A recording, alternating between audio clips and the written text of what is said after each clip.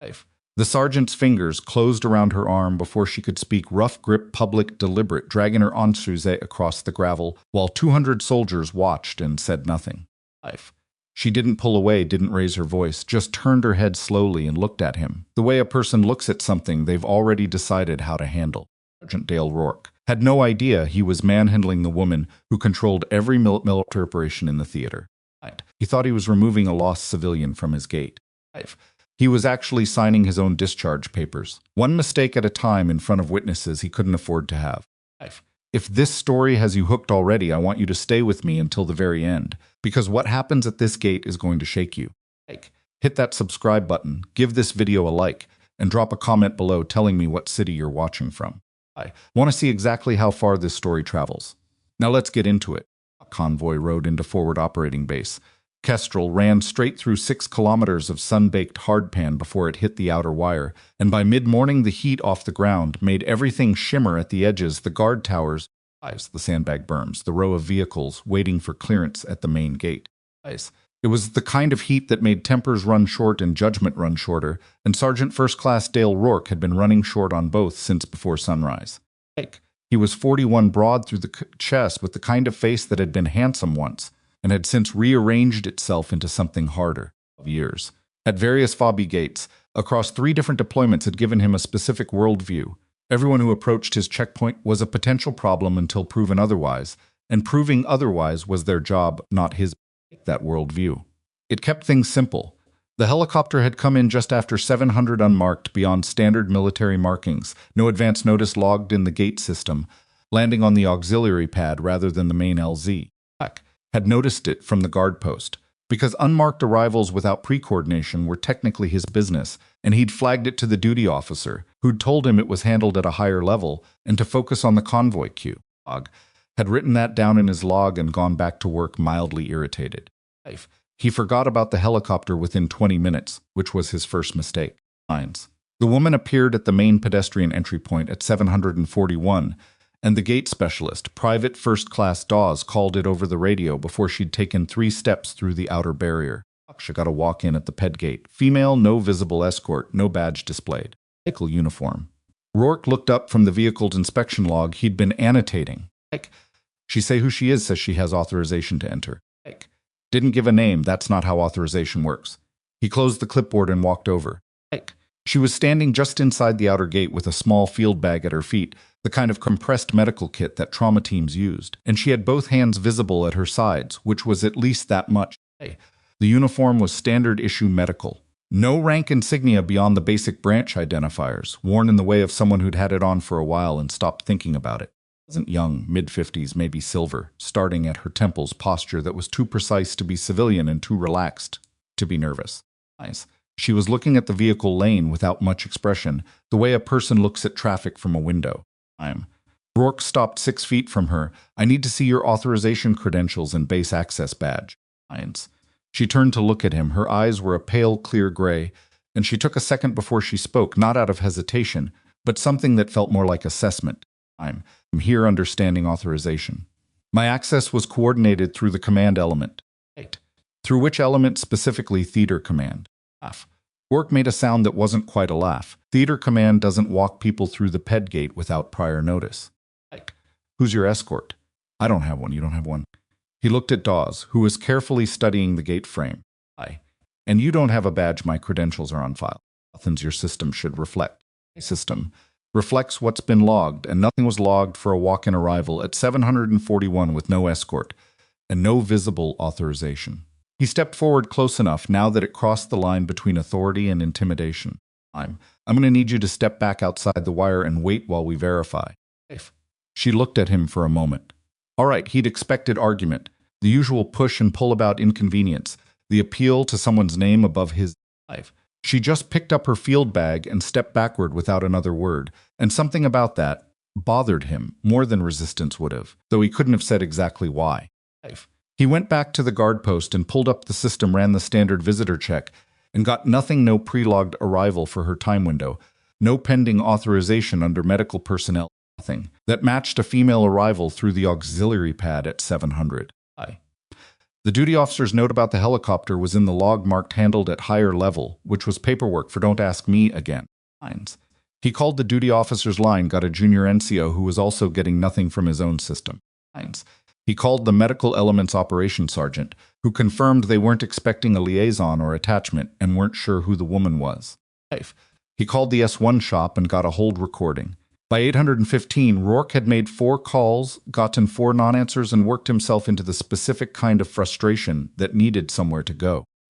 He walked back to where the woman was standing in the sun just outside the outer wire, still holding her field bag, still with that same expression that communicated absolutely nothing. "We can't verify your credentials through any of our standard channels," he told her. "Until we can, you're not getting on this installation." "I understand."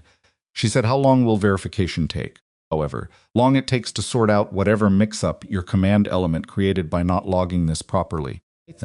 Something shifted slightly in her face, not offense, not worry. She was filing something. "I'll wait." "You'll do more than wait." He was already past the point where this should have stopped, and some part of him knew it. But the heat and the 4 dead-end calls and her infuriating calm had gotten him somewhere past that point. I need you in the holding area while we work this out." Standard protocol for unverified personnel. The holding area was a chain-link enclosure off the main gate structure, 8 by 12 feet, designed for detaining personnel who posed active security concerns. It was not designed for someone whose only offense was arriving through the wrong channel, and using it this way was a departure from protocol rather than an example of it. Rourke was choosing to frame it the other way. "Area," she repeated. "That's what I said." She looked at the enclosure, then back at him. Then she picked up her field bag and walked toward it, and Rourke had to keep himself from showing surprise at the fact that she complied without a word. He should have taken that as a warning. A person who argued with security measures was predictable. A person who walked into a holding cage without complaint and started looking around with quiet, systematic attention was something else entirely. He didn't notice the way she oriented herself once inside positioning to observe the vehicle lane, the guard rotation, the secondary inspection point. He didn't notice that she wasn't on her phone or fidgeting or doing any of the things people did when they were stressed or anxious. He was already walking back toward the vehicle queue, already putting her in a mental box labeled handled and moving on. Sergeant Caleb Mercer noticed, though, and attached to the FOB in a liaison capacity, of those senior enlisted roles that existed partly to smooth over the spaces between different command elements, and partly to give experienced personnel somewhere useful to be during the tail end of long careers. He'd been at the gate that morning because one of the convoy vehicles had a discrepancy in its manifest that he needed to personally sign off on, and he'd been watching the exchange with the woman from 30 feet away without interjecting, because it wasn't his gate and it wasn't technically his business. He kept watching her in the enclosure. She wasn't moving much, which was part of what caught his attention. Most people, even experienced military personnel, got restless in small confined spaces. They paced, they checked their phones, they found something to do with their hands. She was standing near the back corner of the enclosure with her field bag at her feet, and she was watching the main gate operations, the way an instructor watches a training exercise, not passively, not impatiently, but with the specific focused attention of someone who is measuring something. Professor had been in the military for 31 years. He'd served under a small number of people who had that quality, the ability to be completely still while simultaneously taking in everything, and every single one of them had outranked almost everyone in any room they entered. He pulled his manifest paperwork and took his time completing it. 900. A fuel tanker convoy came through the main vehicle lane, 3 vehicles with a 4th that had joined at the last checkpoint. The standard protocol for multi-vehicle convoys with a late added element was to pull the additional vehicle for secondary inspection before full entry, which was in the gate SOP and had been in the gate SO since before Rourke arrived at this installation. Rourke waved them all through from inside the holding enclosure. The woman's head turned. Saw it from where he was standing, saw the small, precise movement of her attention tracking to the convoy, her. Watched the vehicles pass with an expression. He couldn't quite read at this distance, but could read well enough to know it wasn't approval. What happened next was so quiet, he almost missed it. Sergeant. Her voice carried just far enough to reach Rourke, who was signing off the convoy lead's paperwork near the lane. He looked up without moving toward her. Your secondary inspection protocol applies to late-added convoy elements, regardless of the convoy's primary clearance status. The vehicle lane went quiet in that particular way that happened when something unexpected cut through background noise. 5. 3 gate specialists stopped what they were doing. Rourke walked over slowly. I'm sorry. Off. The 4th vehicle joined this convoy at Checkpoint Nora, which is 30 kilometers outside this installation. Under FOB Kestrel's Gate SOP Section 7, any element that joins a pre-cleared convoy after the initial security assessment requires secondary inspection before entry. That vehicle just went through. Rourke stared at her. How do you know what our SOP says? She looked at him steadily from inside the chain link. The 3 gate specialists were not looking at anything now. The vehicle lane was quiet. Somewhere behind Rourke, someone cleared their throat. They don't run this gate, Rourke said. No, she said. I'm just watching what happens when it runs itself. She let a beat pass. You might want to flag that 4th vehicle before it gets to the motor pool. Rourke held her gaze for 3 seconds. Then he turned and told Dawes to radio the convoy and pull the 4th vehicle back for secondary inspection, which Dawes did with the quick efficiency of someone who was relieved to have a clear instruction to follow. The secondary inspection turned up a paperwork discrepancy that wasn't immediately alarming, but was the kind of thing that Gate SOP existed precisely to catch. Rourke didn't acknowledge the woman when he walked back past the enclosure. She didn't say anything either. She went back to watching the gate, and Mercer went back to his paperwork. And neither of them looked at the other. But Mercer had made a decision. He finished his paperwork, tucked it under his arm, and walked over to the enclosure. Can I get you some water? He asked. She looked at him. Up close, she looked more tired than anything else, the kind of tired that didn't touch performance, but had settled somewhere behind the eyes. I'm fine. Thank you, Gunnery Sergeant. She'd read his rank at a glance. He hadn't been surprised exactly, but he nodded it. Long morning, he said. It's been instructive. He looked at the gate layout for a moment, then back at her. You came in on the 700 bird. It wasn't a question. Take 1. Anyway, I did classified arrival. Passenger manifest. She said nothing. I'm seeing 2 arrivals like that in my time here, Mercer said, keeping his voice easy and low. Half of them were people I was not going to argue with about their paperwork. He paused. Is there someone I should be calling on your behalf? No, she said. Fine, you sure about that? She looked at him with an expression that was almost amused. Honorary Sergeant, I want you to go about your morning. I don't need intervention. What's happening here is exactly what needs to happen. He held her gaze for a long moment. Then he nodded once slowly, walked away. As he went, he pulled his personal phone and sent a quiet message to an address that was not in his standard contact list, a number attached to a name above the level of anyone currently present at FOB Kestrel's main gate. At 1,000 hours, Rourke had decided the situation was getting away from him in a way he didn't like. The convoy incident had set a bad tone. Too many people had heard the exchange. Too many of them were now walking around with a specific awareness of the woman in the holding enclosure that Rourke couldn't quite neutralize. He caught 2 of his gate specialists glancing over at her during a lull in traffic, caught one of them saying something quiet to the other that stopped when he got close. He needed her gone, not processed, not verified, gone, moved off the installation before the day got any stranger. He found Corporal Noah Bell restang Sansons on the north berth, which was a make-work task Rourke had assigned him 3 days ago for a minor discipline matter, and which Bell had been completing with the specific quiet determination of someone who intended to complete his assigned task and nothing more no matter what. Bell was 24, from somewhere in the rural Mid-South, with a face that was younger than his age and a record that was spotless except for the discipline matter, which had involved speaking up at the wrong moment to the wrong person in the wrong tone.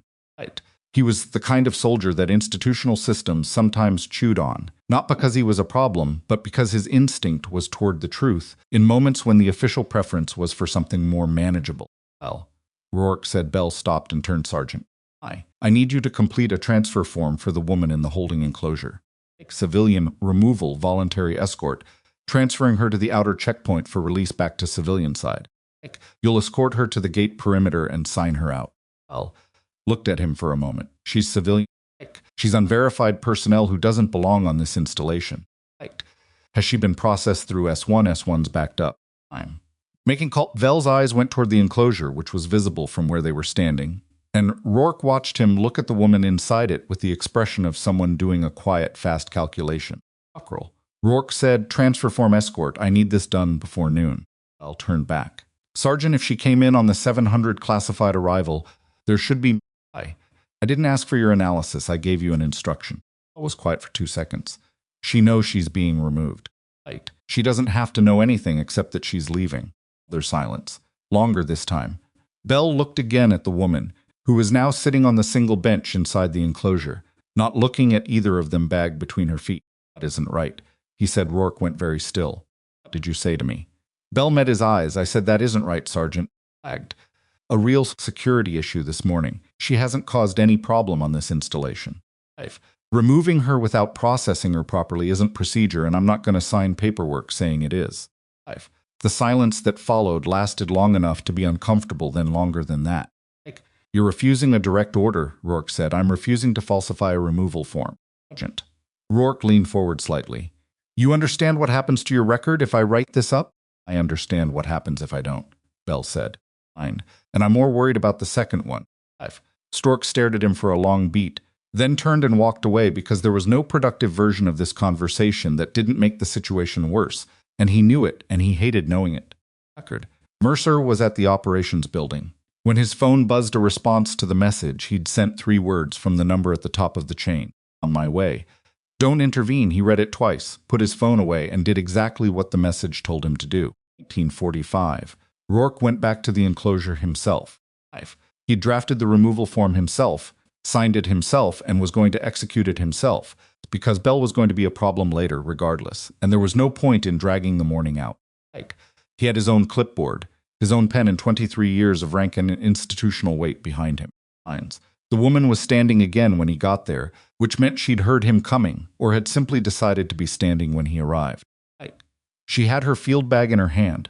I'm releasing you from the holding area, Rourke said, keeping his voice professionally flat.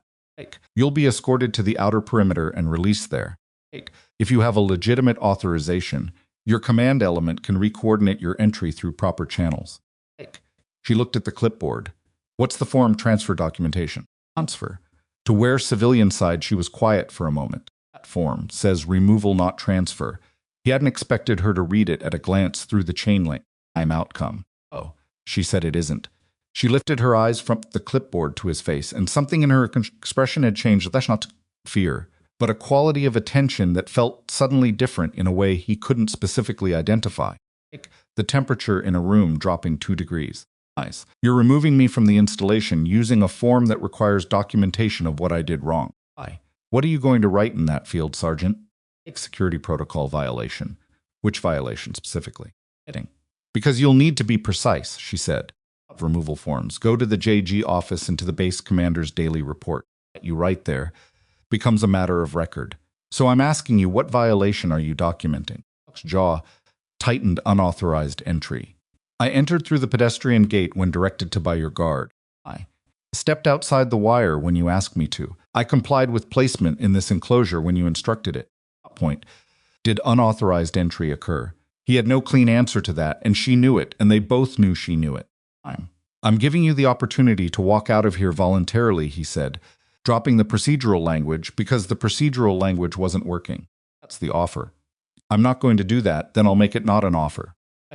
She looked at him for a long moment, and he had the sudden, specific, unpleasant feeling that he was being recorded in some way that wasn't about a camera, that the look itself was a form of documentation. Every word he'd said since 741 was being sorted and filed behind those gray eyes for a purpose he didn't fully understand yet. Sergeant Rourke, she said, I want you to think carefully about the next step you take. I've thought about it. She nodded once. All right. He reached for the chain link latch. The radio on his belt crackled before he could open it. Gate. This is Colonel Harlan Stokes. I am 3 minutes out. I had all activity at the gate until I arrive. All activity. Acknowledge. The radio crackled again. Waiting, Rourke's hand was still on the latch. He could feel the gate specialists behind him stopping what they were doing, could feel the texture of the morning shifting in a way that had the same quality as the silence before an inspection. Except inspections didn't arrive at 1947 on a Tuesday without prior coordination, and Colonel Harlan Stokes, the FOB commanding officer, had never once in Rourke's experience driven personally to the main gate over an access dispute. Knowledge main gate, the radio repeated. Rourke took his hand off the latch. Main gate. Acknowledges, he said, holding inside the enclosure. The woman set her field bag back down on the ground. She crossed her arms loosely at her chest and looked toward the main road.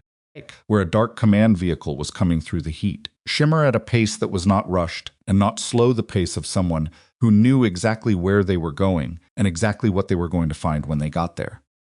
She had the expression of someone who had been waiting for something to arrive. Relieved. Not triumphant, just patient, in the way of someone who knew that patience applied long enough and quietly enough had a way of doing work that noise couldn't. The vehicle pulled to a stop outside the gate structure, and Colonel Harlan Stokes stepped out of the passenger side. And he was already looking at the enclosure before his boots hit the gravel, looking at it with an expression that Rourke had seen once before in his career on the face of a senior officer who had just understood the full shape of a situation that someone beneath him had managed very badly. The colonel walked toward the gate without stopping to acknowledge Rourke, and that specific absence of acknowledgement made Rourke's stomach drop in a way that 12 years at FOB checkpoints had not prepared him for. Stokes stopped at the chain link. He looked at the woman inside it. For a moment, nobody on the gate moved, nobody on the gate spoke, and the only sound was the wind off the hardpan and the idling engine of the command vehicle. Then Colonel Harlan Stokes brought his right hand up to the brim of his cover, and in a voice that carried clearly across the entire gate structure, he said, "General Voss, I am deeply sorry for what has happened here this morning." The silence that followed was absolute. Every specialist, every gate guard, every soldier within earshot stopped and turned. What they saw was Colonel Harlan Stokes, commanding officer of Forward Operating Base Kestrel, standing at the chain-link door of the security enclosure, saluting the woman inside it. Locke didn't move. He couldn't. He was looking at the woman in the medical uniform, the woman he had directed into the holding cage, whose bag he had inventoried, who he had called a security risk, who he had threatened with falsified removal forms, and she was looking back at him with that same unchanged expression. And for the first time since 741, he understood what it meant. It didn't mean patience. It meant she had been letting him build the case against himself, brick by brick in front of witnesses, all morning long, and he had done exactly that, efficiently and thoroughly, without ever once realizing what he was actually doing. The colonel produced a key for the enclosure padlock and turned it, and the door swung open, and Lieutenant General Adara Voss, senior theater commander for the entire operational region, picked up her field bag, stepped through the door, and walked out into the sun. She walked past Rourke without looking at him. That was the part that hit hardest in salute, not the unlocked gate, not the sound of every soldier on that checkpoint, snapping to attention in a ragged, instinctive wave, the way people do when their bodies understand something before their minds catch up. It was that she didn't look at him, not with contempt, not with satisfaction, not with the particular cold triumph that the moment seemed to be asking for. She just walked past him, the way you walk past furniture, acknowledging its existence through the simple fact of not colliding with it, and kept going toward the command vehicle. A Kunstade had materialized from the passenger side and was reaching for her field bag. Let him take it.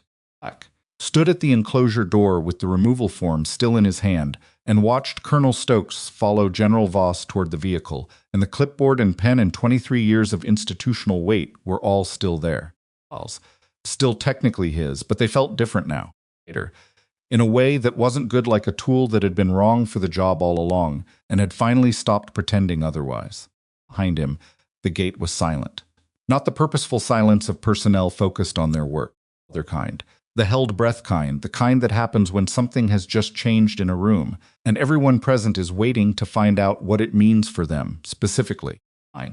Rourke could feel it on the back of his neck. He didn't turn around. Mercer was the first one to move. He walked to the edge of the vehicle lane, not toward Rourke, not toward the command vehicle, just to a spot where he had a clear sightline to both. And he stood there with his hands clasped behind his back, and his face arranged into the particular blankness of a senior enlisted man who has decided that whatever happens next is not his to manage. He'd done what he could do. He'd sent the message. The rest of it was above his rank and had been since 741. At the command vehicle, Stokes was speaking quietly to Voss. Couldn't hear the words from where he stood, but he could read the colonel's posture, the forward lean, the tight jaw, the quality of controlled urgency that Stokes only deployed when something had gone sideways in a way that required immediate containment. Voss listened. Without nodding, without giving back any of the energy the colonel was putting into the conversation. She said something short. Stokes said something else. She looked past him briefly, not at Rourke, at the gate structure itself, with an expression that was purely professional, The way a contractor looks at a building that needs repair. 5.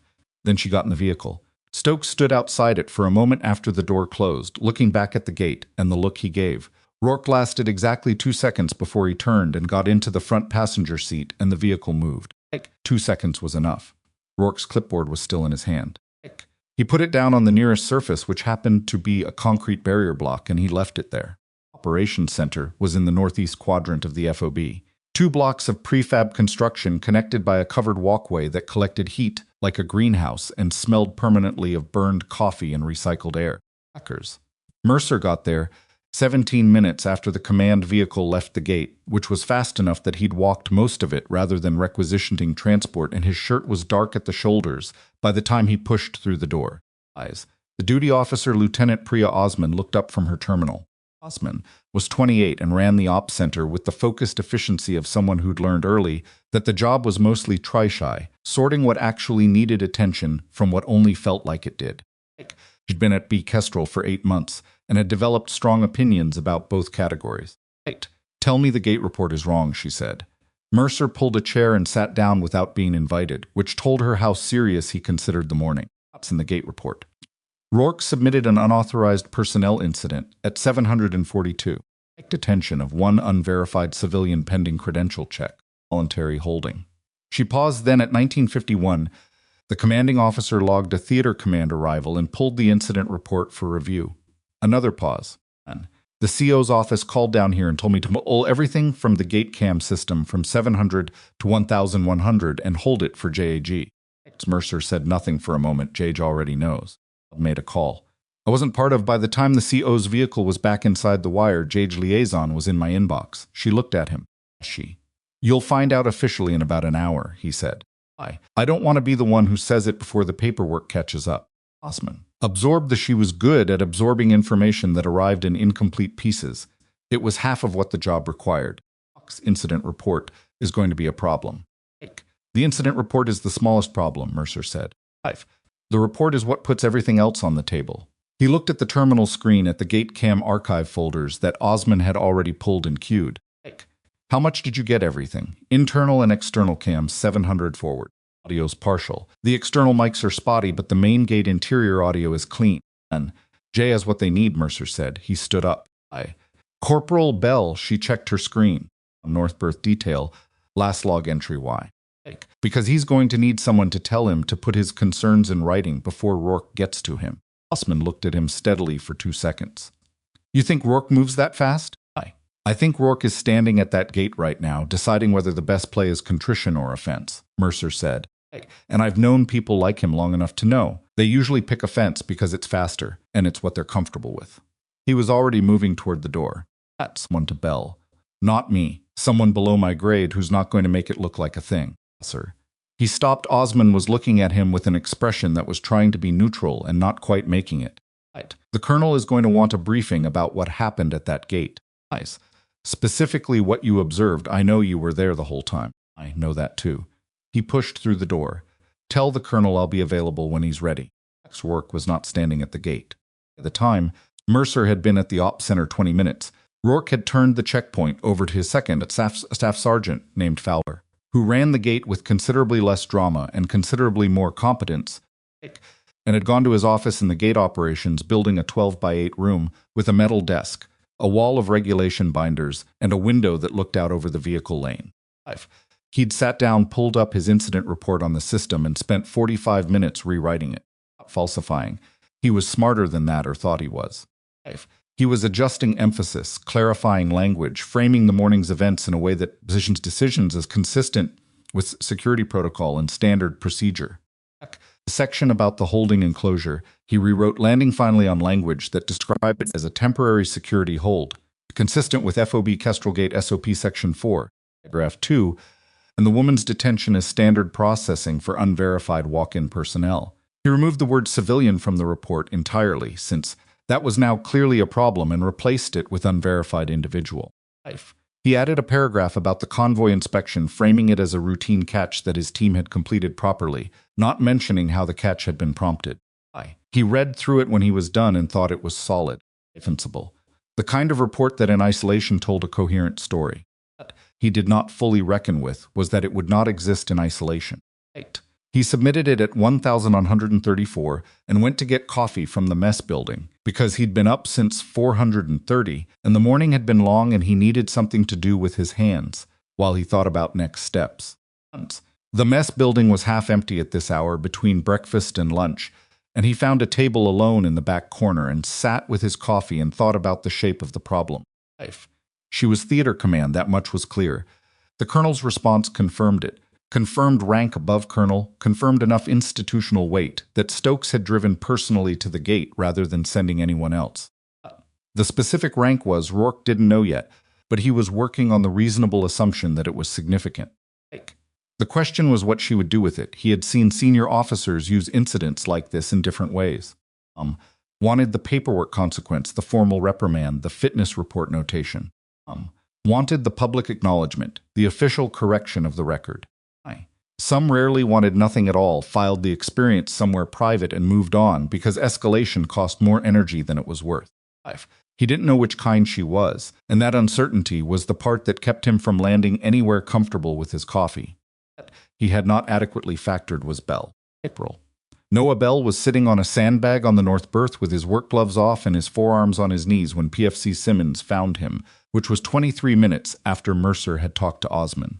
Simmons was 19.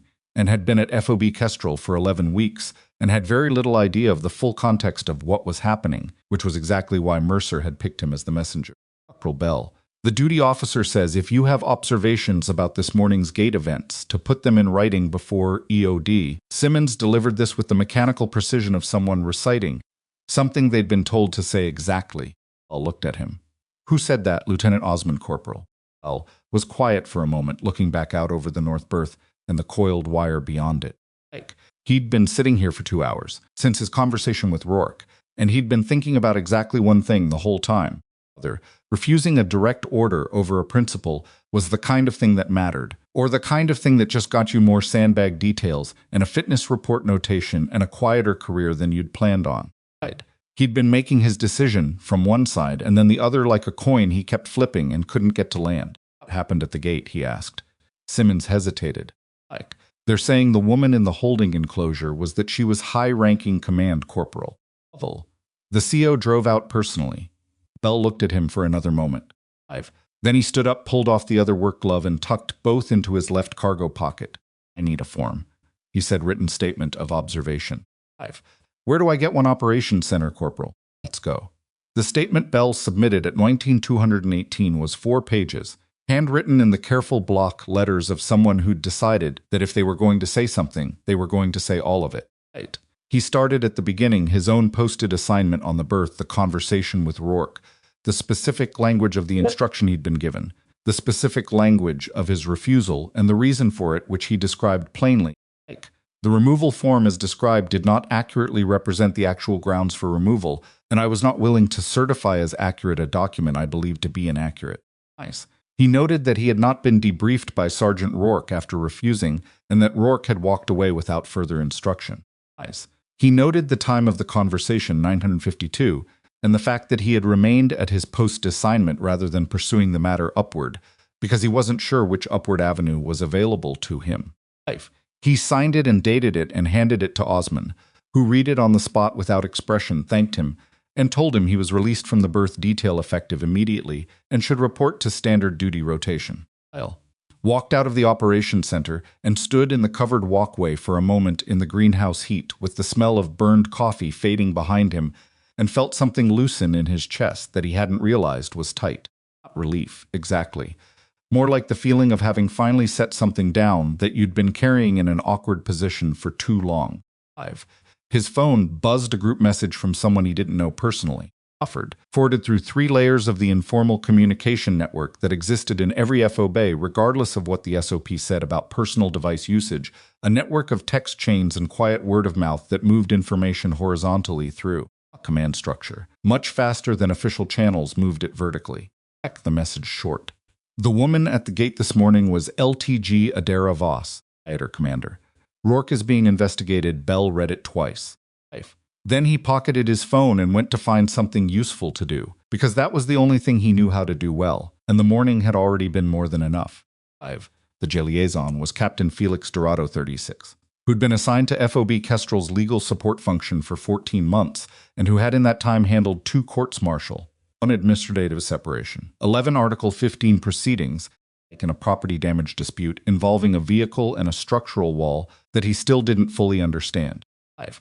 He was methodical, unhurried, and had the specific quality of a person who derived genuine satisfaction from a thorough paper trail, which made him good at his job and occasionally difficult at dinner. 5. He reviewed the gate cam footage, first all of it sitting alone in the small conference room off the ops center, with a notepad and a yellow marker. 5. He watched the 741 arrival, the enclosure placement, the convoy sequence, the removal form production, and the 1947 arrivata of Stokes, and he watched all of it a second time before he wrote anything down. 5. His notes at the end of the second viewing were 3 pages. The yellow marker had been used in 17 places. 5. He then pulled Rourke's incident report, the revised version submitted at 134, and read it against his notes, and that process produced a 4th page that was mostly margin annotations in smaller handwriting. The discrepancies between the report and the footage were not subtle. They were not the kind of thing that a person could attribute to incomplete memory or perspective difference, or the ordinary compression of events that happened when you tried to put a busy morning into a form with character limits. They were specific omissions and specific reframings that had a direction to them, a consistent away from certain events and toward others, and that direction was not toward accuracy. Otto put his pen down and looked at what he had. He'd seen falsified reports before in 14 months and across various prior assignments. They usually came in one of 2 varieties: panic-driven, which tended to be sloppy and full of internal contradictions, or deliberate, which tended to be cleaner but left a specific kind of negative space where the omissions were a shape made by what wasn't there rather than what was. Fox's report was the second kind, which meant it had been thought about, which made it worse. He picked up his phone and called the JG office at the regional command level because what he had in front of him had moved past the scope of a FOB-level administrative matter about 20 minutes ago, and he needed guidance before he took the next step. All lasted 11 minutes. When it ended, Otto made 2 more calls, one to Colonel Stokes's aide and one to the operations center. And then he gathered his notes and his marked-up footage log and walked down the hall to the room where he'd been told. Lieutenant General Voss was being briefed by the FOB staff. He knocked twice, heard a voice say enter, and pushed the door open. The room had 6 people in it, Stokes at the head of the table, 2 staff officers. Dorado knew by face but not well the aide who'd called him in, Mercer, standing near the window, and Voss seated at the table's midpoint rather than its head, with a mug of coffee and a legal pad in front of her, and the specific posture of someone who'd been in a lot of these rooms and was not impressed by any of them. She looked at Dorado when he entered. He'd seen her in photographs. The theater commander was not obscure, but photographs had not communicated the quality of her attention, which was the kind that made you feel in the first 3 seconds that she'd already assessed your competence level and was reserving judgment on the question of whether it was sufficient. Captain Dorado, Stokes said. What do you have? Otto set his materials on the table. Sir, I have complete gate cam footage covering the incident period, the original incident report submitted to SFC Rourke at 803, the revised report submitted at 1134, and a written statement from Corporal Bell taken at 1218. He looked at Stokes. The 2 reports are materially different in ways that are not consistent with memory error or perspective variation. The room was quiet for a moment. To find materially different, Stokes said. The revised report omits the convoy sequence entirely. It omits the general's correction of the secondary inspection protocol. It reclassifies the enclosure placement from what the footage shows to language that implies voluntary cooperation with standard procedure. And it removes several exchanges that appear on audio that would bear on the question of whether the general was informed of her rights during detention. Silence. One of the staff officers had stopped writing. Stokes looked at Voss. Voss had not looked up from her legal pad, where she'd been writing something in the small, dense handwriting of someone who thought and wrote simultaneously. She finished what she was writing, capped her pen, and looked up. What was on the audio from the removal form exchange? She asked. Otto pulled the footage log. SFC Rourke told you that you had the option to walk out voluntarily when he presented the removal form. He used the word offer when you declined, he said, and I'm reading directly from the transcript, then I'll make it not an offer. The room absorbed this. That's a threat, said the staff officer who'd stopped writing. That's what's on audio, Dorado said. Voss looked at her legal pad again for a moment. When she looked up, her expression had not changed in any way that was visible, but something in the quality of the room's attention shifted, the way it had shifted at the gate, when she'd spoken about the convoy protocol, a refocusing perspective, understanding that the person at the center of this had not been a passive subject of the morning's events. She'd been watching them the whole time. She was watching them still. Otto, she said, what's the regional JG's guidance? Of an investigation. General Article 92 for failure to follow established security procedure. Article 107 for the false report. Possible additional charges depending on the investigation's findings. He paused. They're asking whether you want to designate a preferred investigative timeline. She considered for a moment standard timeline, no acceleration, no compression. Want it done right, not fast. Yes, ma'am, and Bell's statement goes into the protective file immediately. I don't want anything near that corporal's record until this is resolved. Already requested, General. She nodded once and looked at Stokes. I want to see the gate SOP tonight, all of it. A summary. The document. She paused, and I want the last 3 months of Rourke's gate inspection logs. Stokes nodded, and Dorado could see from where he was standing that the colonel was carrying the particular tension of a commanding officer who was calculating in real time how much of what happened at his gate this morning was going to land on his own record and how much he could legitimately attribute to one NCO's bad judgment. It was not a comfortable calculation. The answer was going to be somewhere between some and more than some. That's all, for now, Voss said. People moved. Dorado collected his materials. The aide held the door. And just as Dorado was stepping through, Voss said, without looking up from her legal pad, Sergeant Mercer. Mercer stopped, General. You sent the message this morning. It wasn't a question. Sir. Held still, I did, General. She looked up then, and whatever was in her expression lasted only a moment before it settled back into something more controlled. But it was enough to tell that the acknowledgement meant something. She wasn't going to put into language in a room with this many people. Thank you, she said. Mercer nodded once and walked out. 1,600 hours. The word had moved through FOB Kestrel, the way words moved through any installation of this size, horizontally, imprecisely, and faster than any official channel could manage. The specific details all got compressed and in transit, the way they always did, but the core of it held together well enough that by the time the evening duty rotation began, there was not a single soldier on the base who hadn't heard some version of the following. The woman Rourke had locked in the gate enclosure was Theater Command. The commanding officer had driven out personally to let her out. Had pulled the cam footage. Rourke's report didn't match the footage. Had refused the removal order and put it in writing. The version that circulated in the motor pool added a detail that wasn't in any official record, but that had the specific energy of truth, that when the colonel had saluted at the gate, Rourke had still been holding the removal form, and that he'd put it down on a concrete barrier block and walked away without it, and that it was still sitting there when the next shift arrived. Heard 4 different versions of the story about himself, each progressively more heroic than what had actually happened.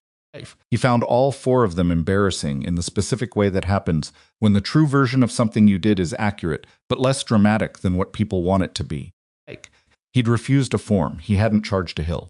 But the story needed a hill, apparently, and he'd been volunteered for it. He ate dinner alone and went to bed at 2100 and stared at the ceiling for a while before he slept, thinking about the 4-page statement he'd written in block letters and about Rourke's face, when Bell had said that isn't right. And about the woman in the holding enclosure who had sat down on the single bench with her field bag between her feet and looked like someone with considerably more important things to think about than the cage she was sitting in. Rourke found out the full scope of the charges at 800 the following morning. He was called to the colonel's office without prior notice, which was already bad, and when he arrived, Stokes was behind his desk with Dorado on one side and the FOB's first sergeant on the other. And the formation of the 3 of them had a specific geometry that Rourke recognized from the receiving end for the first time in his career. Stokes read the charges to him directly without preamble or softening. Article 92, Article 107. And this was the part that landed hardest to finding that the revised incident report constituted an attempt to obstruct the ongoing investigation, which added a 3rd charge that Rourke had not anticipated because he'd been thinking of the revised report as damage control rather than as a separate act. Do you have anything to say before I formally notify you of the investigation's initiation? Stokes asked. Rourke had been standing at attention since he walked through the door.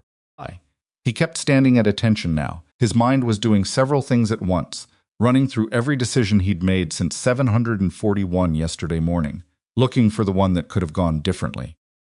The problem was that every decision he found connected to the next one, and all of them connected back to the gate enclosure and the woman's inside it. And the woman in the enclosure connected back to the fact that he'd made a judgment at 741 based on what she looked like and what she was carrying and how she'd arrived, and none of those judgments had given him any information about who she actually was. "Sir," he said. Stokes looked at him for a moment. "You're relieved of gate operations duties effective immediately. You'll receive formal orders by 1200. The investigation timeline is standard, which means you have the right to counsel and the right to submit your own statement." "Yes, sir," dismissed. Rourke walked out of the colonel's office and into the covered walkway and stood there in the greenhouse heat with his hands at his sides, and for a long moment he didn't go anywhere. Stood there, while the morning moved around him, vehicles on the main road, 2 soldiers passing with equipment cases, a radio playing from somewhere he couldn't see. He thought about 23 years. He thought about the removal form he'd left on the concrete barrier block. He thought about the woman's voice from inside the enclosure. "I want you to think carefully about the next step you take." That was the plain, airless truth of it. He'd thought about winning the moment instead of thinking about what the next step actually was. And those were 2 completely different kinds of thinking. And he'd been doing the wrong one since 741, and had not noticed until this walkway this morning with the heat sitting on him and the radio playing from somewhere he couldn't see. He walked back to his quarters to wait for his orders. And in the FOB Operations Center, Captain Dorado was opening an email from the regional JG office that contained as an attachment a request for all personnel who had been physically present at the main gate between 700 and 1100 to provide formal statements, a list that included 14 gate specialists, 2 vehicle inspection technicians, Gunnery Sergeant Mercer and Corporal Noah Bell, whose 4-page handwritten account had already been flagged as the most complete and corroborated eyewitness record in the file. Otto read the email, looked at his notes from the day before, and pulled up the gate cam footage for the 3rd time that morning. Not because he needed to see it again, but because he'd noticed something in the convoy sequence that he hadn't fully parsed yet, something in the way Rourke had responded to the general's correction, specific exchange that the audio had caught, and that hadn't been referenced in any of the reports yet. But that was going to matter when the investigation reached the question of what Rourke had known about the woman's competence before he'd tried to remove her. He found the timestamp. He put his marker down on it. He reached for his phone. The timestamp Dorado had marked was 903:14. He played it back without audio first, watching the body language, the way Rourke had walked back from the convoy lane after sending the 4th vehicle to secondary, the set of his shoulders, the angle of his head when he passed the enclosure. The footage was clear enough. Rourke had not looked at the woman when he walked past her. Not a glance, not a check, not the automatic situational awareness that gate NCOs were trained to maintain around detained personnel. He'd looked at the gate frame, at the vehicle lane, at the guard post everywhere except the 12x8 enclosure, where an unverified individual he'd personally placed into custody was sitting 4 feet from him. Otto had spent enough time reading body language in depositions and hearings to know what deliberate non-acknowledgement looked like that. He switched the audio on and listened to the 30 seconds after the convoy exchange, the general's correction, the silence that followed it. Rourke's instruction to Dawes to recall the vehicle. Rourke walking back past the enclosure, then faint on the external mic but audible, one of the gate specialists saying something to another in a low voice that the audio enhanced to "Who is she?" and the other specialist also low, "I don't know. But Rourke looks like he swallowed something bad." Otto stopped the playback. He wrote the timestamp on a separate line in his notes and circled it, then drew an arrow to a notation he'd made the night before. Of subject's competence prior to removal attempt convoy, sequence 9-3. The footage established taken together was a sequence that the revised report had been specifically structured to erase. The woman had demonstrated knowledge of FOB Kestrel's own gate procedures at a level that Rourke had acted on. He'd recalled the vehicle, which meant he'd accepted the correction as valid, which meant he'd accepted her as someone whose knowledge of security protocol was reliable.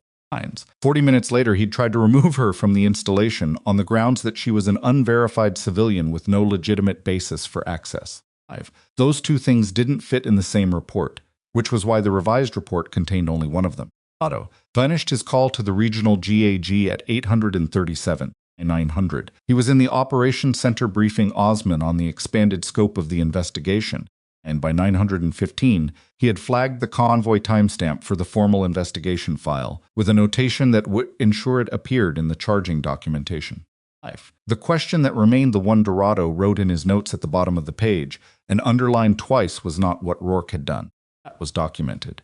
The question was what General Voss intended to do next, because she was still on APG Kestrel, and she had come here for a reason that had nothing to do with the gate. Whatever that reason was, had not yet surfaced in any briefing Dorado had been part of. Voss had been awake since 430. She was in the small office that Stokes had provided a room in the command building that was better furnished than what most FOBs could offer.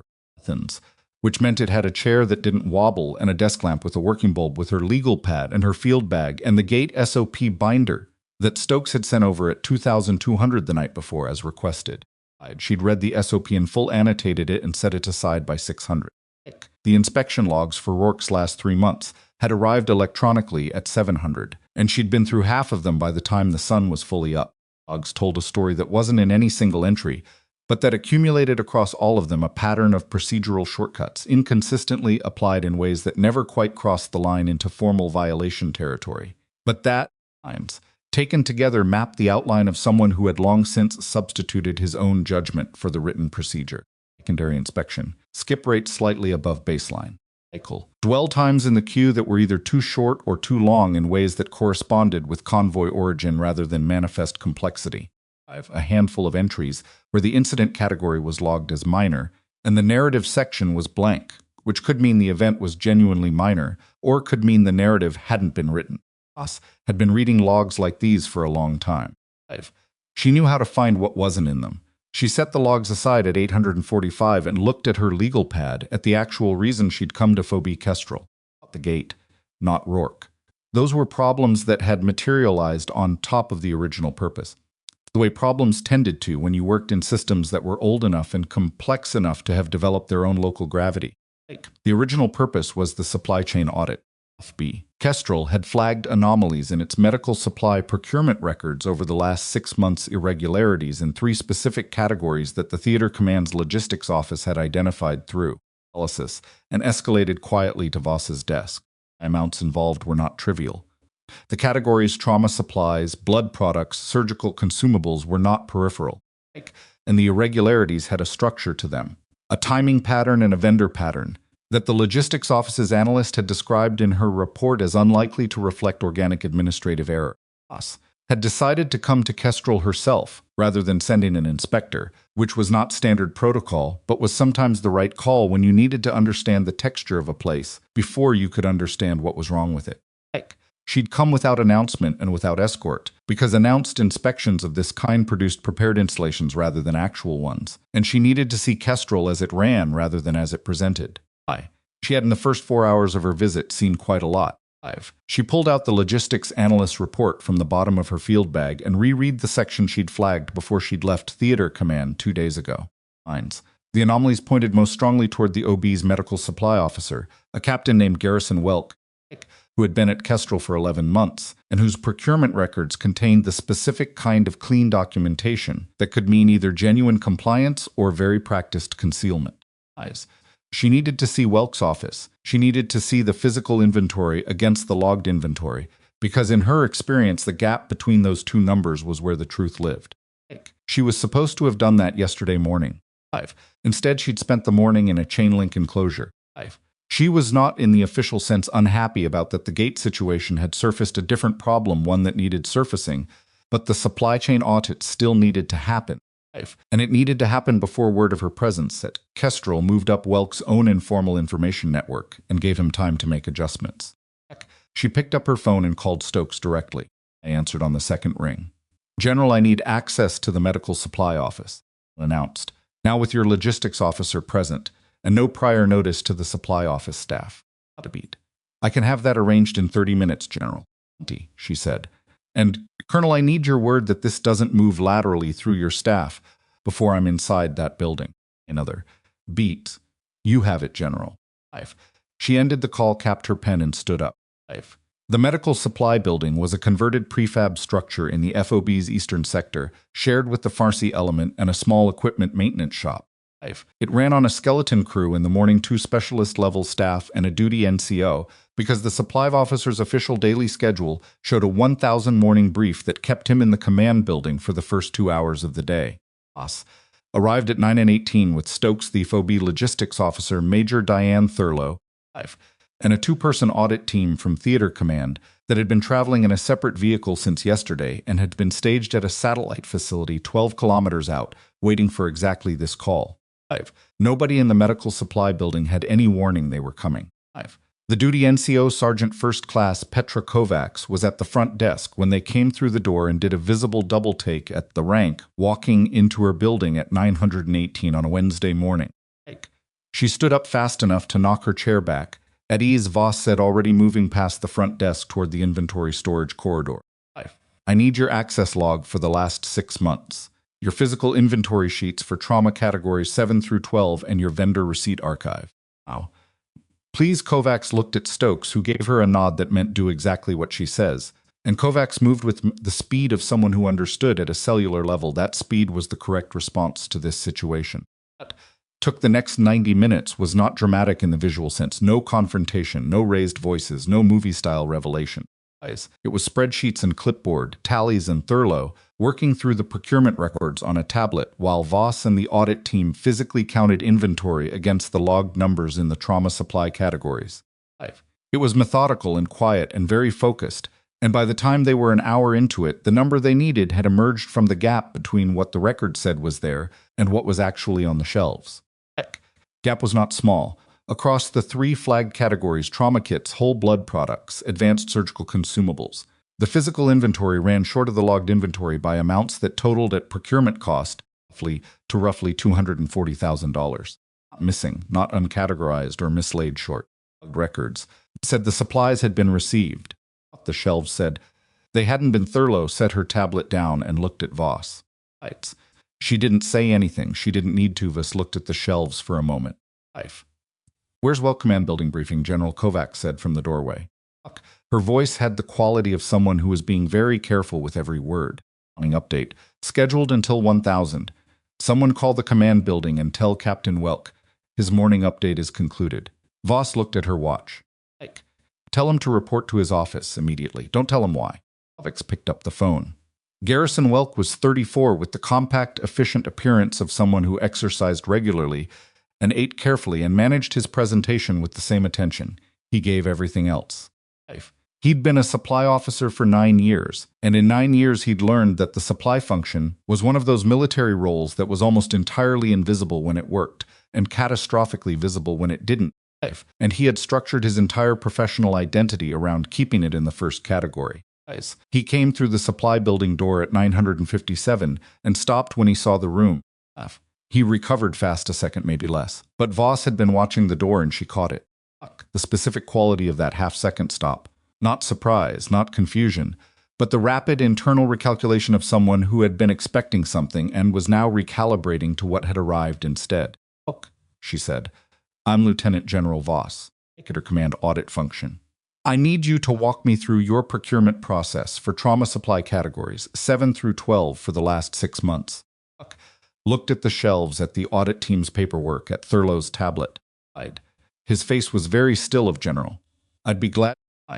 Specifically, I want to start with the gap between your November receiving log and your physical inventory in Category 8. Records show 96 units received. I'm looking at 41 on the shelf. Welk's jaw tightened by a fraction. There may be units in secondary storage that haven't been cross-referenced. We checked secondary storage, Thurlow said, 11 units. That brings the total to 52, still 44 short of the November log. Administrative timing, Welk said. Some of the November receipts may have been logged before the full shipment arrived. Over 6 months, Voss said. Compound General, if the original entry was mine, her voice didn't rise. It didn't need to. I've been doing supply audits for 11 years. Documentation lag doesn't produce a consistent directional gap across 3 separate categories with 3 separate vendors. This isn't noise. Welk said nothing. I want your vendor contact records for the 3 flagged categories, Voss said.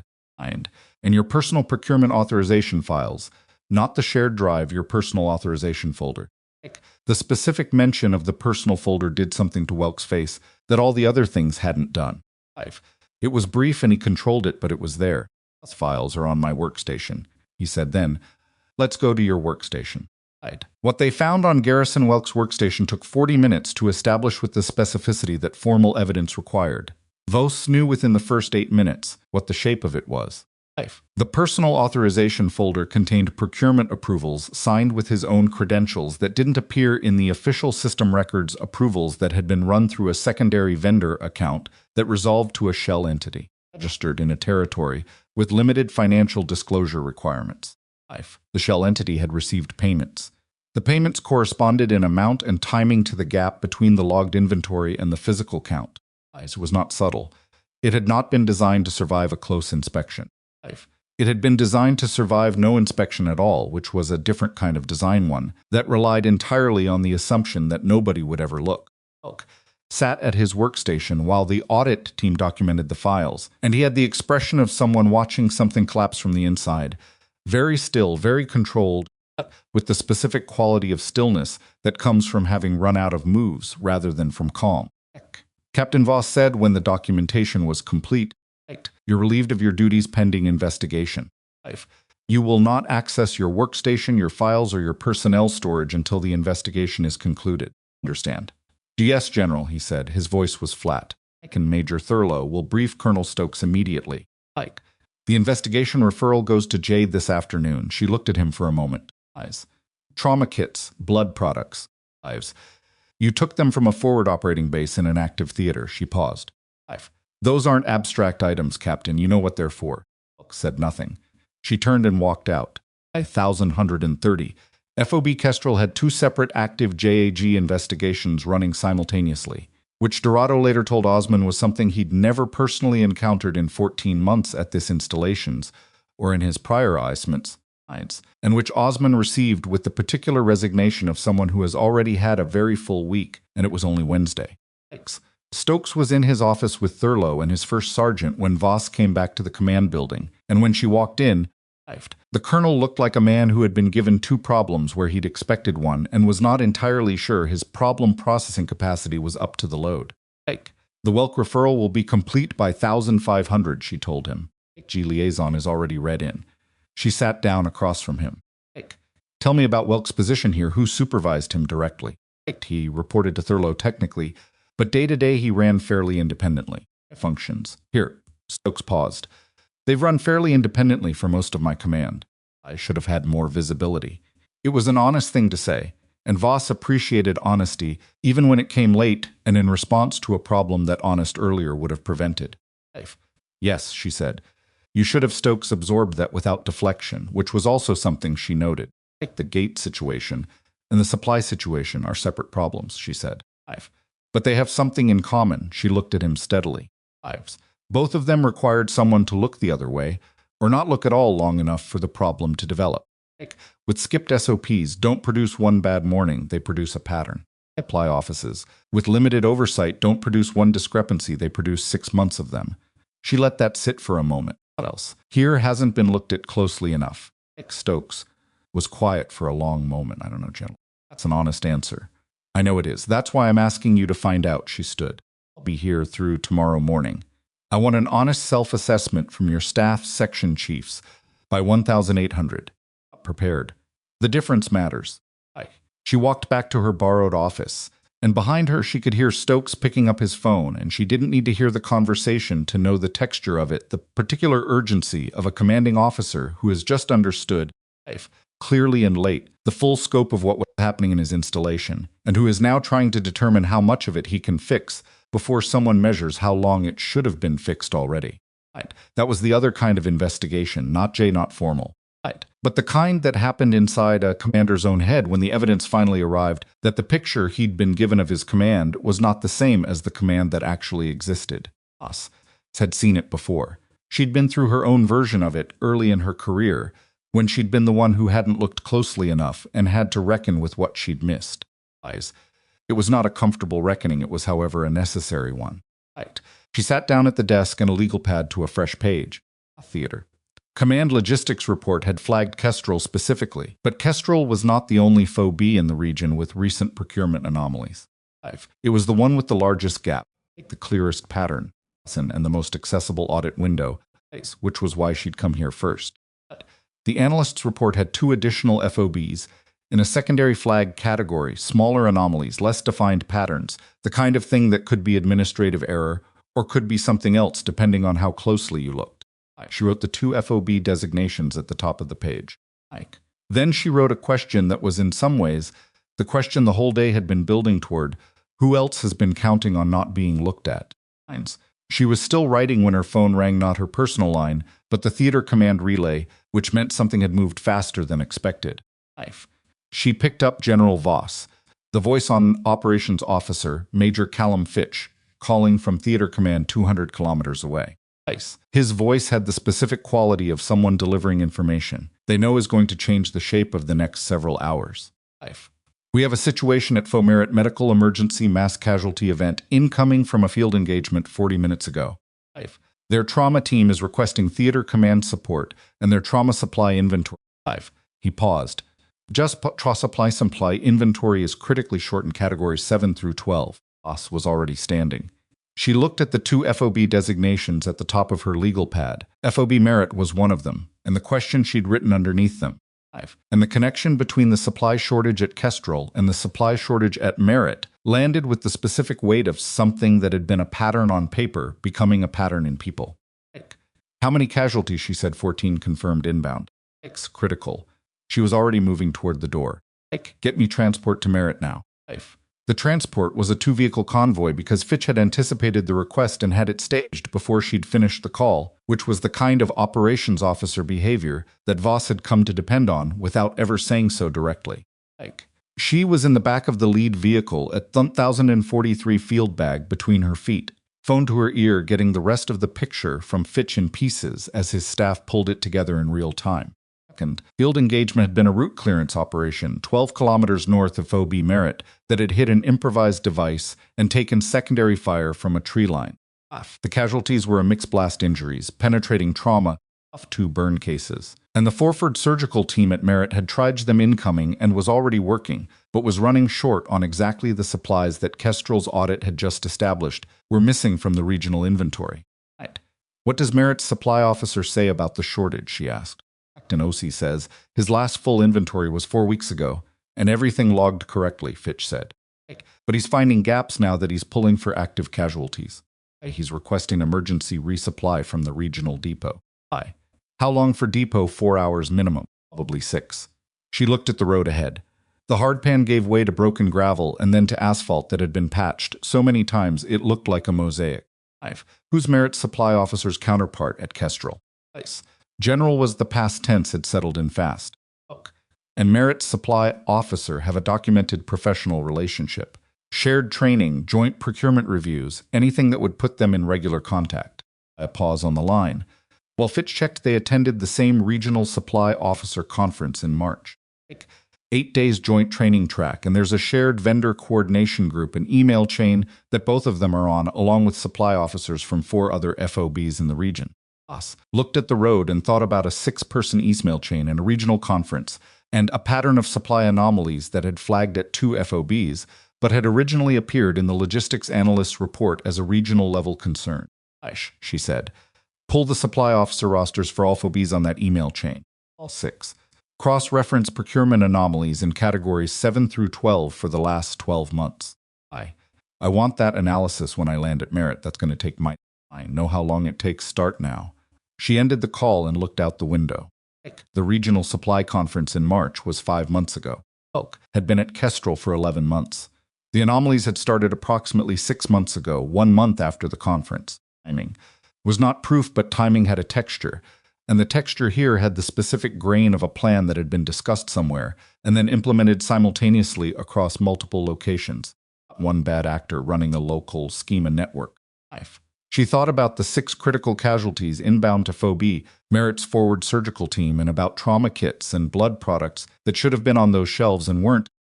And the weight of it sat in her chest in the way it always had, not as abstraction but as bodies, specific and present, in a way that had never become easier, and that she had never tried to make easier because she thought the discomfort of it was load-bearing. The moment stopped feeling like people was the moment. The decision started costing too much.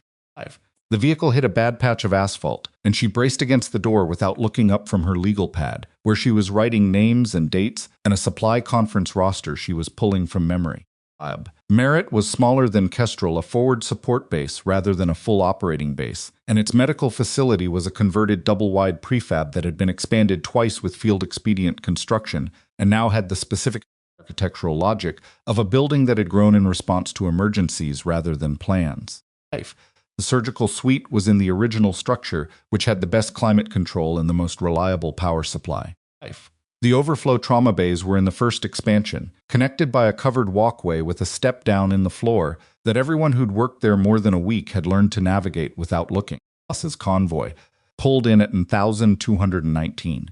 She heard the surgical suite before she saw it, the contained, purposeful noise of a trauma team working equipment sounds and terse verbal exchanges. Nothing wasted. Captain Lena Osi.